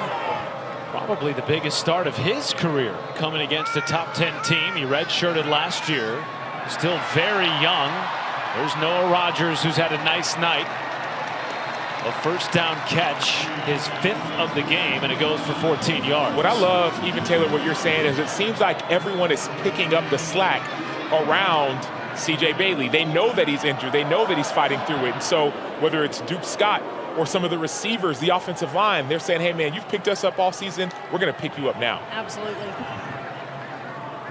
Injuries have been the story in Raleigh this year for the Wolfpack on both sides of the football. Scott again for a gain of 5. Meanwhile, tomorrow on Sunday NFL Countdown, before the Chiefs battle the Bills, Alex Smith goes all access with Patrick Mahomes on the art of the off-platform throw. Plus, a report from Detroit before J.J. McCarthy and the Vikings For an injury to a defensive player. take on the Lions. And you got mossed. Randy's catch of the week. NFL Sunday Countdown, 10 a.m. Eastern on ESPN. That is Braden Manley down. And remember, he was the player that pressured C.J. Bailey when Bailey went down with the ankle. Set the play clock to 40 seconds. Thank you. Let's check in with Kevin Connors. Kev.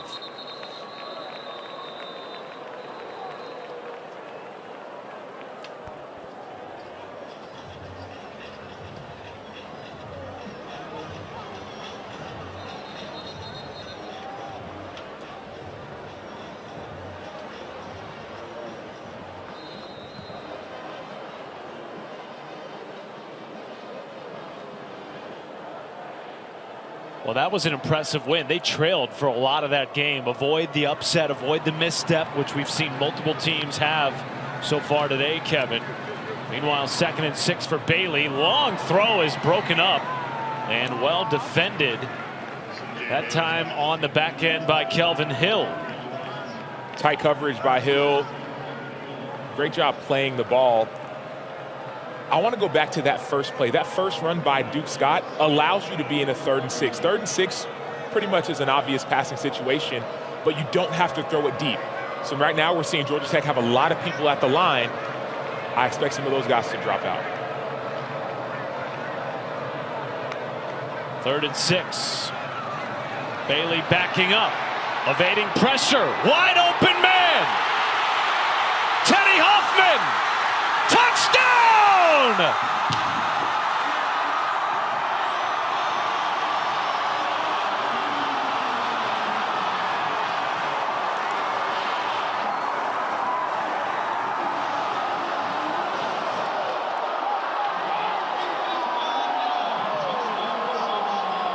55 yards to the house. CJ Bailey's got a little bit of Houdini in him, a little bit of magician in him. Watch the ball. He puts that ball behind his back when the pressure comes, and then he little sidestep. And we saw Georgia Tech for the first time all game. They had everyone at the line of scrimmage, an obvious busted coverage, an obvious mistake. But that's what happens when you're a little bit off balance. You have a quarterback who's beating you both ways. And then he's like, made you look. And Teddy Hoffman, the true freshman who's had to step up this season, who hasn't had an opportunity to step up this season all season long, comes up with another big play for NC State. He has a touchdown in back-to-back weeks, Sam. CJ Bailey celebrating, though hobbled. You talked about his demeanor, his energy. Injury and all, you won't ever see him lose the smile on his face that lights up the football operations building on a daily basis in Raleigh-Durham. He's 19 years old, and he's a captain of the football team. To me, to be a 19-year-old captain says something. I understand you're the quarterback, but we talked with Dave Doran at their walkthrough yesterday, and he said that there's been a new sense of maturity to him. As a freshman last year, he couldn't really call people out. He was always kind of the happy-go-lucky, jovial guy. He still has that happy-go-lucky, jovial joy to him, but now he also challenges and pushes his teammates, so he's becoming more of a complete leader. He is the youngest captain in the Dave Doran era, which spans 13 years. Our Monday, Week 9 NFL football matchup, Cardinals-Cowboys, plus Peyton and Eli on ESPN2. Monday Night Football, 8 p.m. Eastern. Cardinals are without Kyler Murray, which means the former North Carolina State starter, 2 years, top 10 in both passing yards and touchdowns. Jacoby Brissett gets the start. Well, they might be with Kyler Murray and just making a decision to start Jacoby Brissett, another leader for former NC State. Here's a flip to Allen. Has a lane, makes another man miss. Allen dragged down inside the 45 after a run of 33 yards. This is the second immediate response we've seen to a big-time NC State touchdown from Georgia Tech. Remember what we said at the beginning of half? They're going to start attacking the edges, not the inside anymore. The misdirection hurts man-to-man defense because you're always in chase mode. You're always trying to catch up. So that's what we're seeing. Georgia Tech says, hey, I know you're not going to change. Let's see if you can stop us man-to-man. The problem is, Georgia Tech, if they score, they have to get a stop somehow. They haven't been able to stop NC State when NC State's been on offense. Over 800 combined yards of offense so far tonight. Still a quarter to play. Haynes King with time, now flushed by Price. Boy, that was a dangerous throw as Haynes King is a little slow to get up at midfield. So that's supposed to be a man beater, but the middle field safety stayed deep, and there was a post route that wasn't able to be made. And so Trevally Price, number 13, is going to get that pressure. Haynes King's looking towards the middle. Post safety is there. So that's that adjustment. They're not changing. NC State isn't changing what they're doing, but they're just trying to play their technique just a little bit better. And they're getting home at times against the team that has allowed just 4 sacks this year, Sam Acho. 2nd and 10.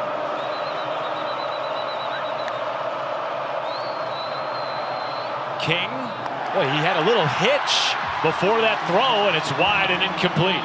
So I said they didn't change. That time they changed. This is the first time I've seen all game NC State play zone. That's where that hitch came from, because if it's a zone, you're not running anymore. You have to sit down in the zone. So Haynes King didn't know if his tight end was going to sit down in the zone. And now we're seeing the crowd at Carter Finley make noise.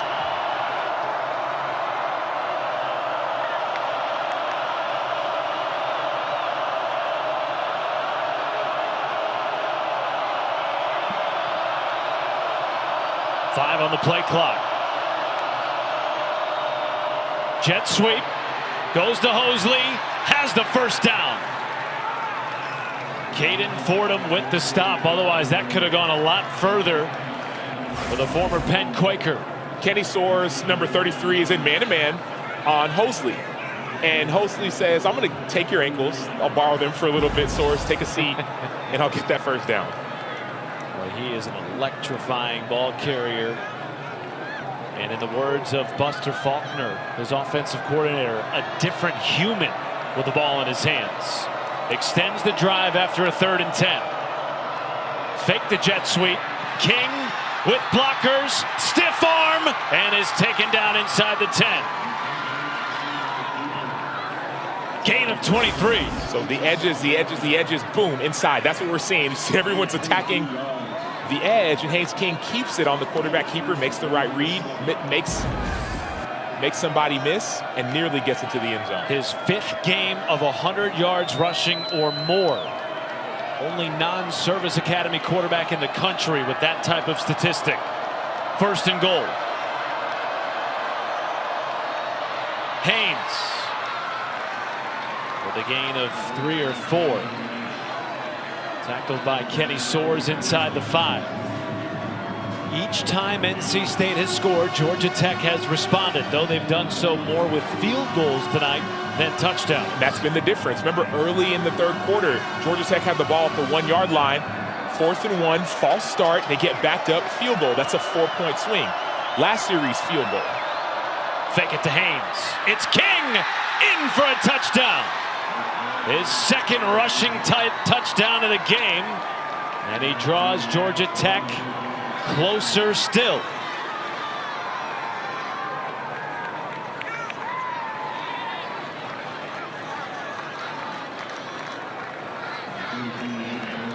He plays like he's a quarterback, but he has vision like a running back.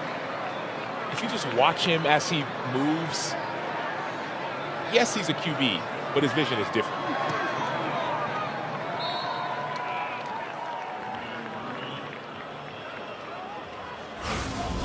Haynes King is going to have a one-on-one opportunity with linebacker Caden Fordham in the hole, and the vision as a running back, boom, cut back, lower the shoulder, and Fordham thinks that King is going one way, and King just ever so subtly and slightly cuts back, gets skinny, and finds the end zone. Well, with that Georgia touchdown, Tech 27 is now 46. 27 is 46. Haynes King just became the all-time leader for touchdowns responsible for at Georgia Tech with 84, passing Joe Hamilton, the former Heisman runner-up in 1999, who was the quarterback of Brent Key during his 4 years as a starter on the offensive line for the Ramblin' Wreck. If anybody understands the culture of Georgia Tech, it's Brent Key, and Haynes King is carrying that culture as he carries himself into the record books. Brings them back to within 1 score after trailing by 15. Their 2nd largest deficit of the season. We thought this had the chance, Sam Acho, to be the matchup of 2 dynamic quarterbacks, a young star and a Heisman hopeful. It's delivered so far tonight. Absolutely. Haynes King has responded. That first touchdown, you saw him putting his hands down, talking about everybody chill, calm down. And C.J. Bailey is not just leading himself, but leading his team. But this drive means everything. It's been punch, counter punch, punch, counter punch. Georgia Tech needs a stop on this drive to get back into this game. 3 wide receivers out to the right. Bailey will sprint that way.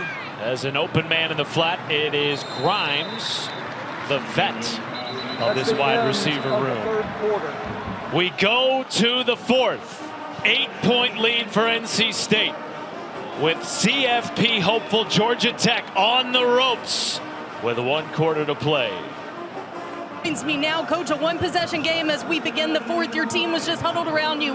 What's the message? We got to win the game. Play the 4th quarter. We've been here before. We know what to do. We've got to get some stops on defense. We've got to make sure when we get down in the red zone, we continue to get touchdowns there. It's a good football game. Let's go win. Thanks for the time. They have trailed in 6 of their 8 games to this point, and they have won all 8. The last undefeated team in the ACC As we enter the fourth quarter, Matt Schumacher, Taylor Davis, Sam Acho with you. C.J. Bailey has been phenomenal. Biggest start of his young career. Just a sophomore, a 19-year-old captain, and he has lived up to the moment tonight. It's been a back and forth game. Both teams have had big plays all game long. Bailey sets up the screen. Underneath it goes to Dante Daniels, who's gotten more run tonight in place of the injured Justin Jolie. So their star tight end, Justin Jolie, is out. Their star running back, Hollywood Smothers, for NC State, is out. C.J. Bailey got injured at the end of the first half, so he's been limping just a bit. But Duke Scott has been, as a running back, has been one of the answers. Dante Daniels, number 87 at tight end, has been that next man up. So this NC State offense is replacing a lot of injured players. Over 300 yards passing tonight for C.J. Bailey. Here is Duke Scott, makes one man miss and is stacked up after a gain of 3. Clayton Powell-Lee was in there for the Yellow Jackets. Look, this is a Yellow Jackets team that all year has just been undaunted. Sam Acho, 27 seniors, 16 fourth-year players in their starting 22. They have been here before. They're an experienced team, but these are the moments that you live for. Down by 8 if you're Georgia Tech. Playoff hopes on the line. Top 10 team. And NC State, same way. Nothing to lose. C.J. Bailey checks it down to Scott. He is wrapped up near the line of game. Might have gotten enough with that extra effort, and they will move the chains. You said it, nothing to lose. Dave Doran told us his message to the team tonight. Scared money don't make money. He said, told guys to cut it loose, and look at it. There's so many guys who are injured. And every other person has stepped up. He said, cut it loose. Don't even worry. You can't be reserved. And that's how this NC State team is playing. Georgia Tech, on the other hand, defense has struggled. Duke Scott following blockers. And he continues to push ahead on this Georgia Tech defense that has given up big gains on the ground tonight, Taylor Davis. Well, Matt, Georgia Tech linebacker Kyle Eford told me this week a huge point of emphasis for the defense was the fourth quarter. He told me it's been our worst quarter all season. They've given up the most points in the fourth quarter alone. They have to reiterate that just now on the sideline, saying we cannot lose this here. It's a different story when your undefeated record is on the line, Matt. The 3-year starter, back-to-back leading tackler Kyle Eford was in on the stop on that last play. Here's Scott shedding one tackle. Eford did bring him down, but not after a first down run. So Duke Scott is taking it to them. There's no hesitation. There's no doubt. Outside zone play. He gets downhill. He's a one-cut runner. Kyle Eford, who's one of the best linebackers in college football, just gets ran over.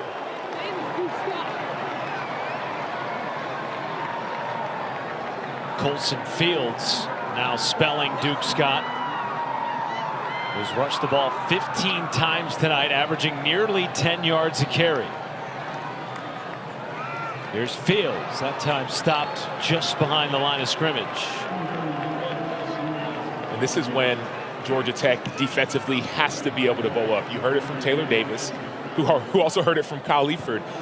This is the time, if you want to be a championship team, where you have to bow up.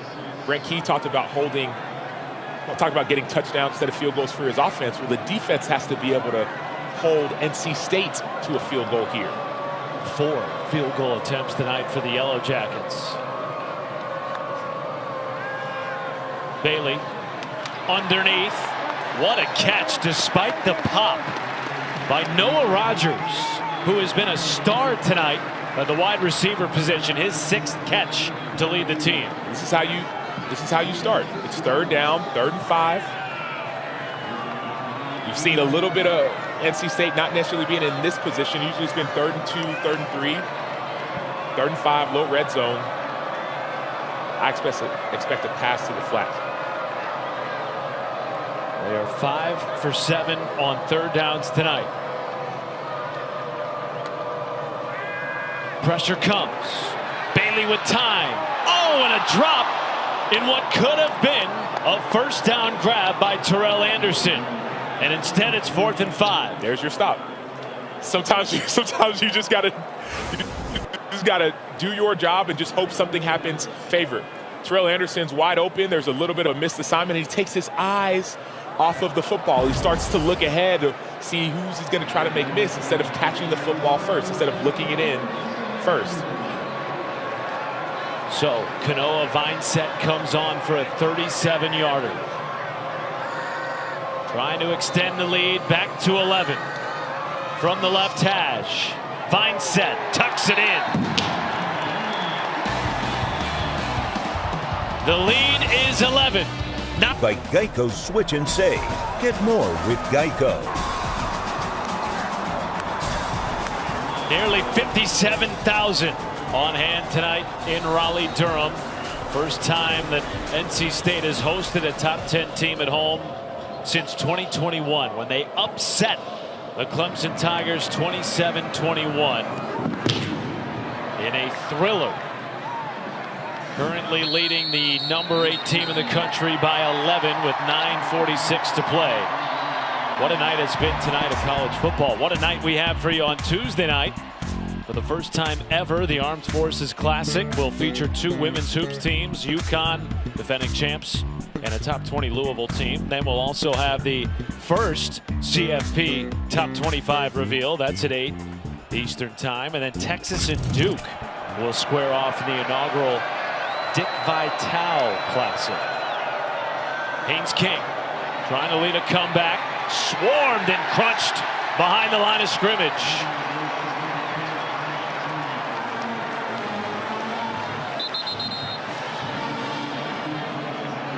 Timeout. Looks like Kenny An injury Soares to a is defensive player. down, number 33 for NC State.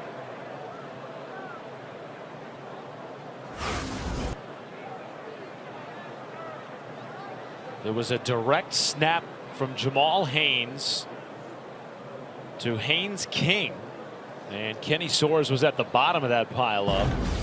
This is a linebacker room that's down 5 players right now, including their captain and honorable mention all ACC linebacker from last year, Sean Brown.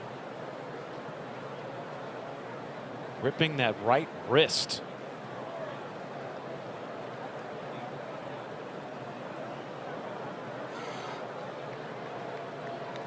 Kenny Soares, a transfer from Northwestern, has been a big addition to this defense.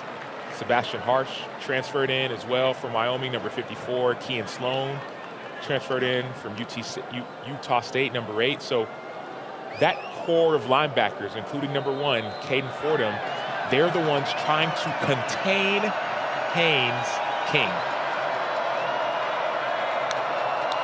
Which has been a tall order tonight.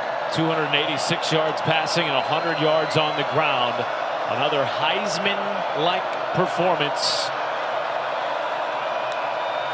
for the 5th-year senior. Long throw, might have gotten batted at the line of scrimmage. It was behind his intended target and incomplete. The second time we've seen zones. We talked about how much they want to play man. DJ Elliott, defensive coordinator, said they want to play man. But now we're in 3rd and 11 in the 4th quarter. And this crowd is into it.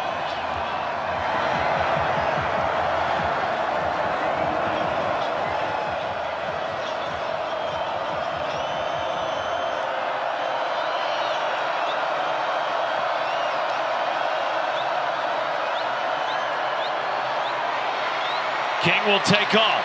And he's taken down in the backfield. Kean Sloan with the stop.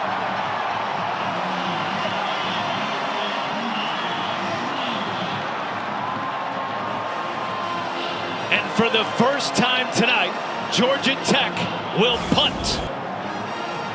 Last time we called an NC State game, Kean Sloan, we described him as an X-Man. We said he's everywhere. He's like the Nightcrawler. Look at him on this inside move. He's fighting, he's pulling, he's pressing, he's stretching. Relentless effort from Kean Sloan.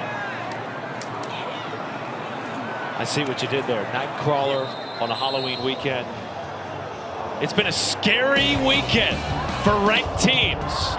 Number 8 and undefeated Georgia Tech trailing by 11 on the road, and there is a flag down late at about the 35-yard line. Holding receiving team number 36. 10-yard penalty from the end of the kick. First down. Timeout on the field. So that will back up NC State inside their own 30, where they will start their next drive with C.J. Bailey. Attack to force a punt. Whenever you need a play to be made for NC State, it seems as if number 8, Kean Sloan, is just always there. That play you saw, there were about 10 or so seconds left in the game, maybe even less. That was the last play of the game to give Virginia their only loss. And then that critical third down stop to cause Georgia Tech to punt. Now it's on the offense for NC State to try to get first downs, and defense for Georgia Tech must get a stop. There's Duke Scott, a career night, over 145 yards rushing for the young man who has backed up all season, the ACC leading rusher, Hollywood Smothers. See how he's falling forward, though? Every time he touches it, he's not going backwards. He's either busting a big play or falling forward. The defense for Georgia Tech has to be able to know that two things are happening. Number one, NC State is going to go slow. But number two, you have to keep them from falling forward for first down. So maybe you can, if you want to get the ball back, strip it away. But you have to be a little bit more physical at the point of attack. 2nd and 4. Pressure off the edge. Scott ran into it, but kept churning those legs and falling forward. After the tackle by Cayman Spalding will make it very short to go to move the chains. If I'm NC State on this possession, it's 3rd and 2. You think run, right? I think pass.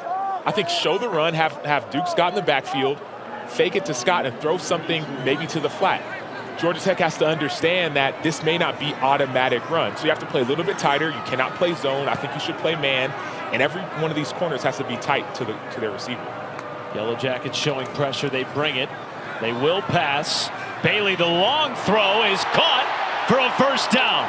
Guess who? Noah Rogers. There's that decision making. We've seen him be able to float the ball over, but now you see the speed, the velocity on the run with a bum ankle, and then Noah Rogers, number 5, rising up to the occasion.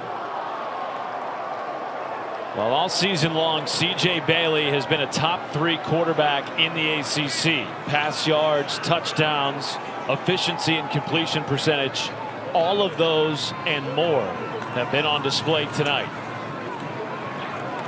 And Scott just continues to run hard and tough into the teeth of this Georgia Tech defense. They're teeth, but they're not that sharp. That's the problem with this Georgia Tech defense. They haven't been able to stop the run. That's been one of the weaknesses of this defense. So if I'm NC State, I'm saying, okay, 1st and 2nd down, I can run it. Georgia Tech, if you're the defensive coordinator, you might have to say, okay, I must bring pressure because we're not winning at the point of attack. Their offense is falling forward and we are going backwards. 2-score game, less than 6 minutes to play. Time now not on Georgia Tech's side here. Bailey had the ball tipped, somehow still caught, and another first down. Wesley Grimes. Sometimes it's better to be lucky than good. I didn't love the decision to pass it. That was an RPO, so run pass option. So he made the right decision based off the play call. But that was tipped by number 44, Kyle Leaford. Defense usually says tips and overthrows, got to get those. Wesley Grimes says, I'll take that with one hand and give you a first down.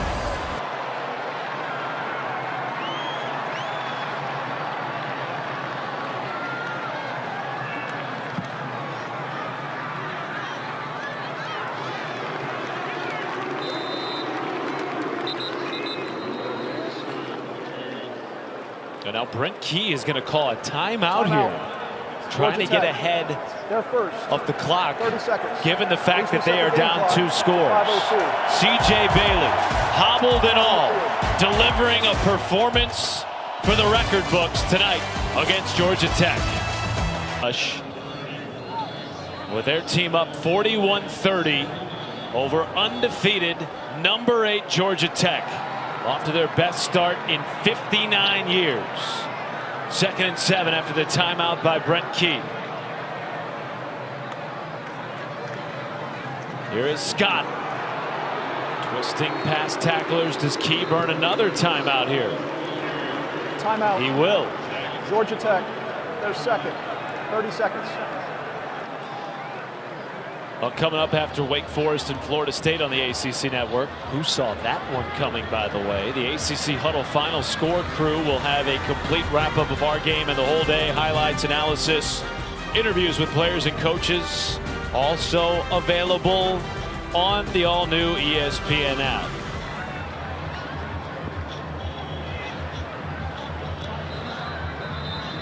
We've already seen one top 10 team in this conference go down today, Sam Acho. It was at 11 a.m. local in Dallas.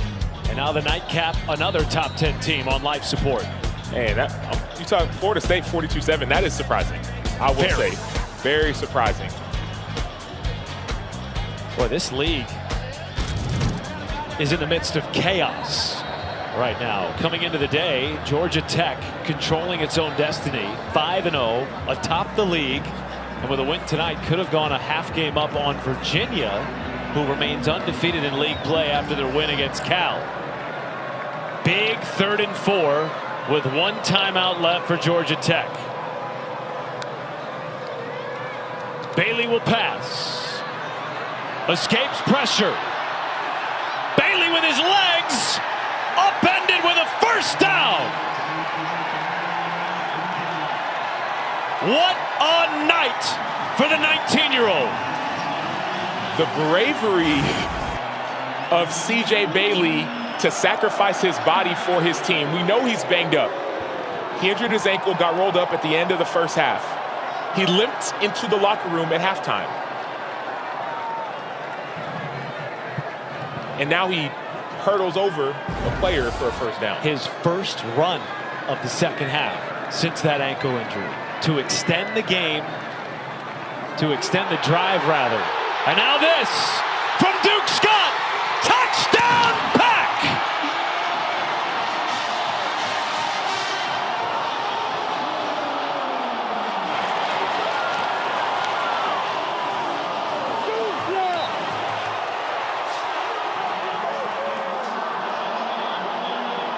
To put the game on ice.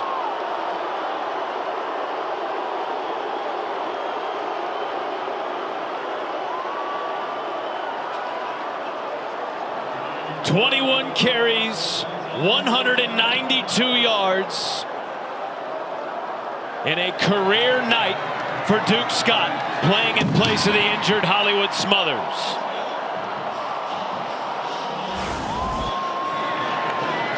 Duke Scott just sees it. That's the backside. The play's supposed to go to the other side, but he has the vision to cut back. The 5'10", 205-pound running back from Stockbridge, Georgia, has the vision, the speed, the endurance, and the mental makeup. We talk about next man up. This is running back 2. Running back number 2 is putting up numbers like this versus a top 10 team. Over 1,000 yards of offense tonight between these two teams. 580 for NC State, including 240 yards on the ground.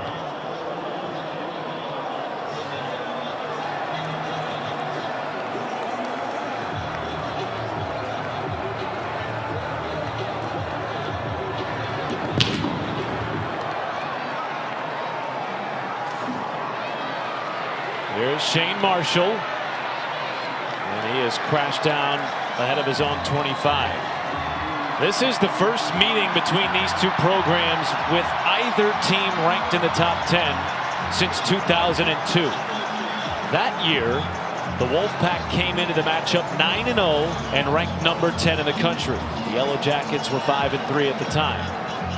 The Yellow Jackets came to Raleigh and derailed the Wolfpack's perfect season with a 24-17 win that started a 3-game skid for North Carolina State. 23 years later, almost to the day, Sam Acho, the Pack are flipping the script on a homecoming Saturday night. They still need a finish. What we're going to see is Georgia Tech's going to go into hurry-up mode. They're going to try to get out of bounds. The clock is still running. We're not inside 2 minutes. Just one timeout left for Haynes King, the Heisman hopeful. Sebastian Harsh, number 54, on the inside move, got his hands up to deflect that. They've been getting a lot of pressure. This defensive line has been relentless in this second half.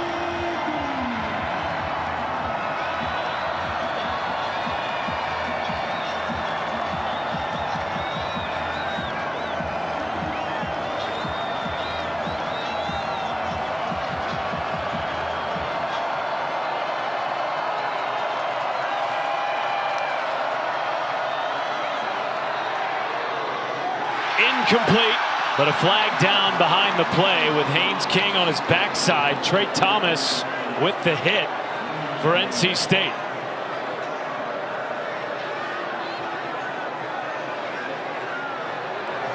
Personal foul, roughing the passer. Defense number 4. 15-yard penalty, and an automatic first down. So what we call a text game. The tackle goes in first, that's 54, and Trey Thomas, number 4, comes in. They're calling that a high hit to the quarterback. I don't, the head and neck area is protected. So if you're in the quarterback, it has to be not too high or not too low. Now they're reviewing it for targeting. We've had one review tonight for targeting. It was ultimately not confirmed on the Georgia Tech side, and now NC State.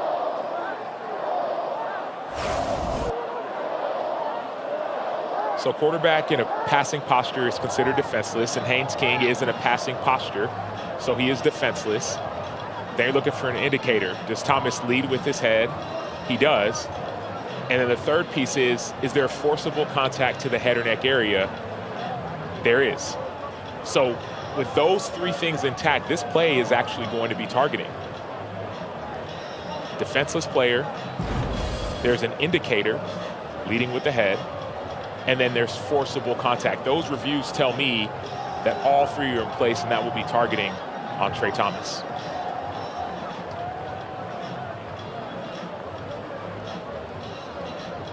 Regardless, with the personal foul, a first down for Georgia Tech, and now it's a matter of whether or not Trey Thomas will stay in the ball game for NC State.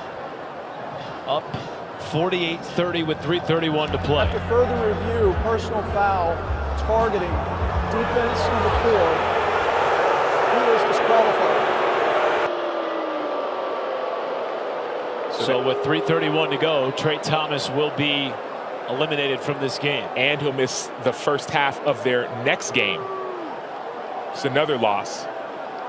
And that game's versus Miami. On a defense that really, frankly, cannot afford to lose any more players. They are out 9 to 10 guys on the 2 deep with injuries right now. And now to your point, they'll be without Trey Thomas in the first half against the Miami Hurricanes next week. Here's King underneath, caught for a first down and more. Isaiah Canyon with his first catch of the game. Georgia Tech 8-0 for now. The remaining schedule favorable. However, they do have a date with the Georgia Bulldogs. We move to 7-1 with a win today against Florida. And a date with a Pitt team that hasn't lost since they got their new quarterback, freshman Mason Heinschel.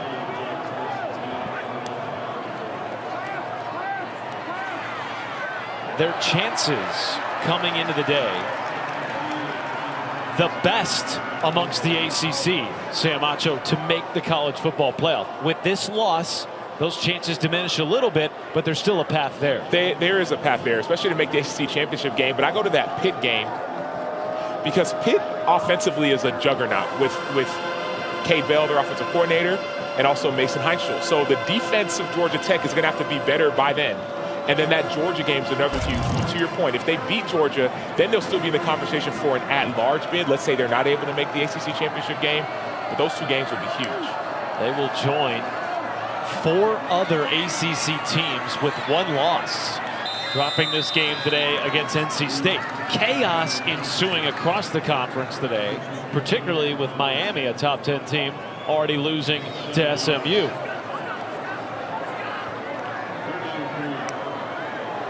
Third and 2. King, first down, extends the drive. So they still need to hurry up. The clock's not going to stop on a first down. It's not within 2 minutes. They're still in hurry up mode. So the goal here, of course, score a touchdown, kick an onside kick, do it fast. Looking end zone here. Floats it to the corner and is caught. Was he in bounds? Yes! Zion Taylor with an acrobatic touchdown catch of 16 yards. And they will keep the offense on the field to go for 2. Perfectly placed ball. And I'm just seeing, did that right foot get down before the left? That right toe. Taylor catches it, and I'm looking at, does that right toe get down before the left foot?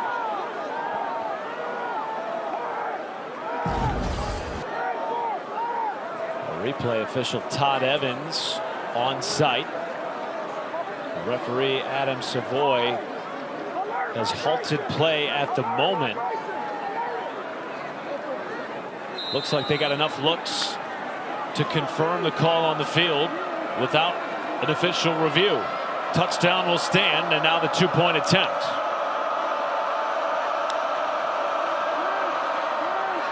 Double pass. And that was blown up by Jamel Johnson, the Temple transfer.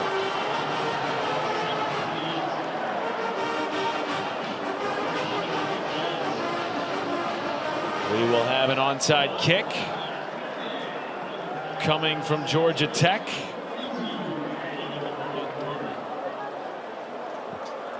And now chance of overrated coming down from this homecoming crowd of over 56,000.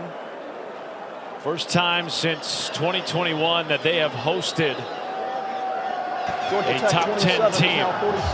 27 is 46. Matt Schumacher, the 9-year NFL vet, Sam Acho. That time in 2021, Clemson came here and took an L. These fans have been waiting for this moment. They've lost 4 out of their last 5 games. How have they done it tonight, Sam Well, Acho? before we get there, Shu, they're chanting overrated, but it's not over yet. This year, going into this week, there's been a 20% conversion rate on these onside kicks. A little bit over 100 kicks, about 19 have been recovered. So it's not over yet. That's a 5% increase from last year. They will blow that dead. Timeout NC State beforehand. Timeout. NC State. They're first. 30 seconds. And we also saw earlier in this day, Vanderbilt had an onside kick that they could have, probably you could say should have recovered, but they just batted the ball out of bounds unintentionally, Vanderbilt did. So this game is not over. If Georgia Tech recovers the onside kick, they have the 2-minute timeout. They still need 2 scores, but we heard Brent Key said, hey, man, we've been here before. This is college football, man. You never know how things like this are going to end. You better be sure-handed on this hands team for NC State.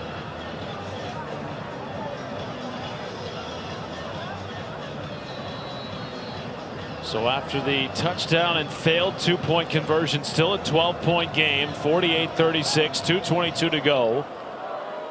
2-minute timeout and 1 timeout remains for Georgia Tech. Recovered by NC State. Colson Fields with the recovery. Please reset the game clock to 2:21. Thank you. Huge days from C.J. Bailey, the young captain at just 19 years old, and Jaden Duke Scott, who got his chance to shine tonight due to the injury to Hollywood Smothers. Imagine how mature you have to be ready for a moment like this. Duke Scott has been ready, and he hasn't been the guy. It's been the Hollywood Smothers show, not just for NC State, but for all of the ACC, and now we're seeing Duke shine. That's going to be a false start on Douglas, their tight end. Offense, number 82. 5-yard penalty. First down.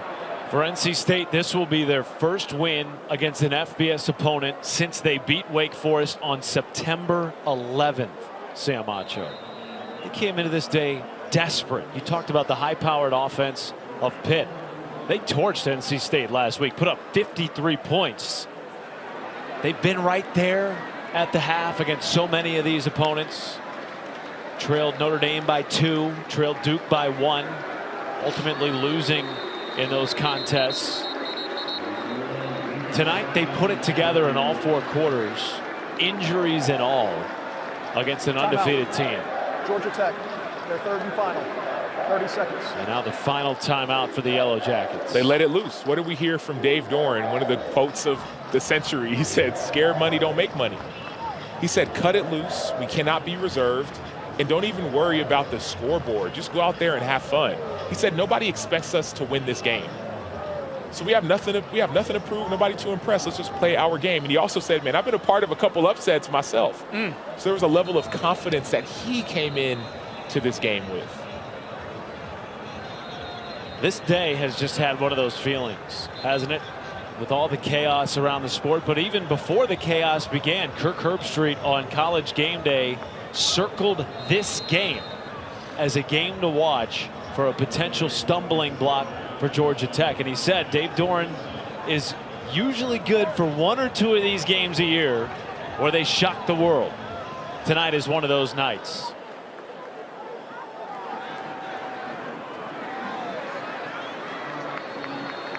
And that carry by Duke Scott will take us to the 2-minute timeout.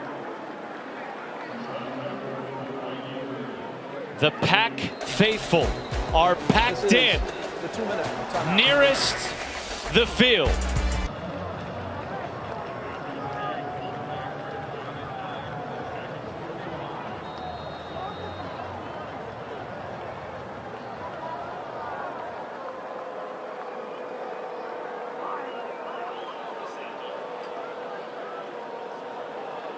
Boy, what a wild day of college football, Kevin, and I'm sure that game will follow suit. The nightcap out west. 2 elite quarterbacks in a Big 12 showdown. Meanwhile, a punt upcoming for NC State. Georgia Tech all out of timeouts. We're past the 2-minute timeout. They trail by 12. And the Heisman hopeful Haynes King staring at the first loss of the year for his Yellow Jackets.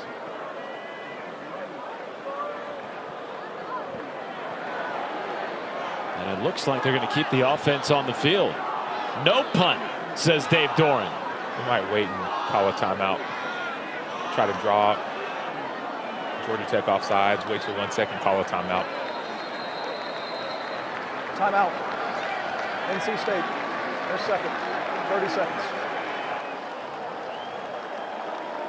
Well, coming into the day, Georgia Tech had a beat on everybody in the ACC, a chance to go a half game up on Virginia. Instead, they will join a group of now 5 one-loss teams, and the Cavaliers, who lost to NC State at the beginning of the year in a non-conference game, by the way, will have the lead in this league. And it may be a battle for number 2. I'm not assuming, assuming Virginia wins out. All of a sudden, that Georgia Tech versus Pitt game means a whole lot more, because now all of a sudden you'll be talking about tiebreakers within the conference. Both teams would have 1 loss, and they play each other. So Georgia Tech has a couple big ones looming. Still a path for Tech to make the college football playoff, of course. Winning the ACC title game would automatically put them in, you would think. Highest ranked, 5 highest ranked conference champs automatically make the college football playoff. Eric Rivers with a fair catch inside the 15. And to your point, let's say Georgia Tech does end up with a second loss. Let's say it's to Pitt. Well, beating Georgia could get them back in that conversation for an at-large bid. Remember, it's the 5 highest-ranked conference champions. Then there's 7 at-large teams. A win versus Georgia would look great on a resume. And a win versus a Pitt team that, let's say Pitt keeps on winning, that may be another ranked win. 1st and 10 for King.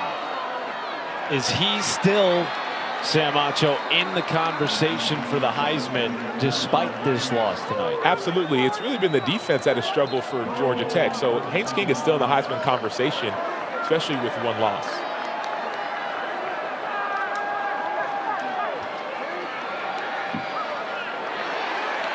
Tonight, excellent numbers. 4 touchdowns, 2 through the air, 2 on the ground. His 5th 100-yard rushing performance to go along with over 360 yards passing. But the key in this game was field goals instead of touchdowns in the red zone for Georgia Tech.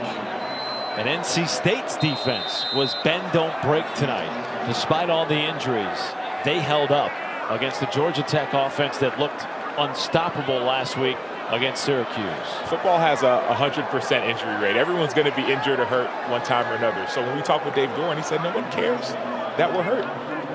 We have an opportunity to lay it all out there, and that's what we saw this NC State team do. They've been through so much adversity, not just on the field, but off the field, injuries and more than that. So this is a monumental win for NC State.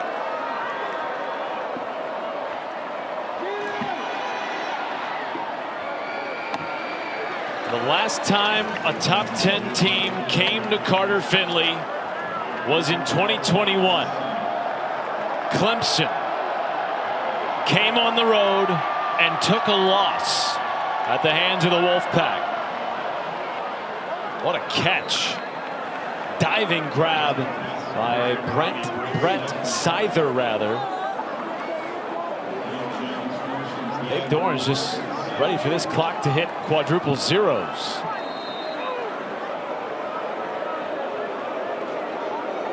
It's about finishing as well. Winning is great, but how you win matters. How you lose matters. You want to finish as an athlete. Give it everything you have. You don't want busted assignments on either side of the ball. So that's why you see Dave Doran showing some frustration. And what a night for his young quarterback, C.J. Bailey. Biggest start of his career. 340 yards and 3 touchdowns. Haynes King to the end zone. It is intercepted. Caden Fordham. And here they come. Pack with the upset.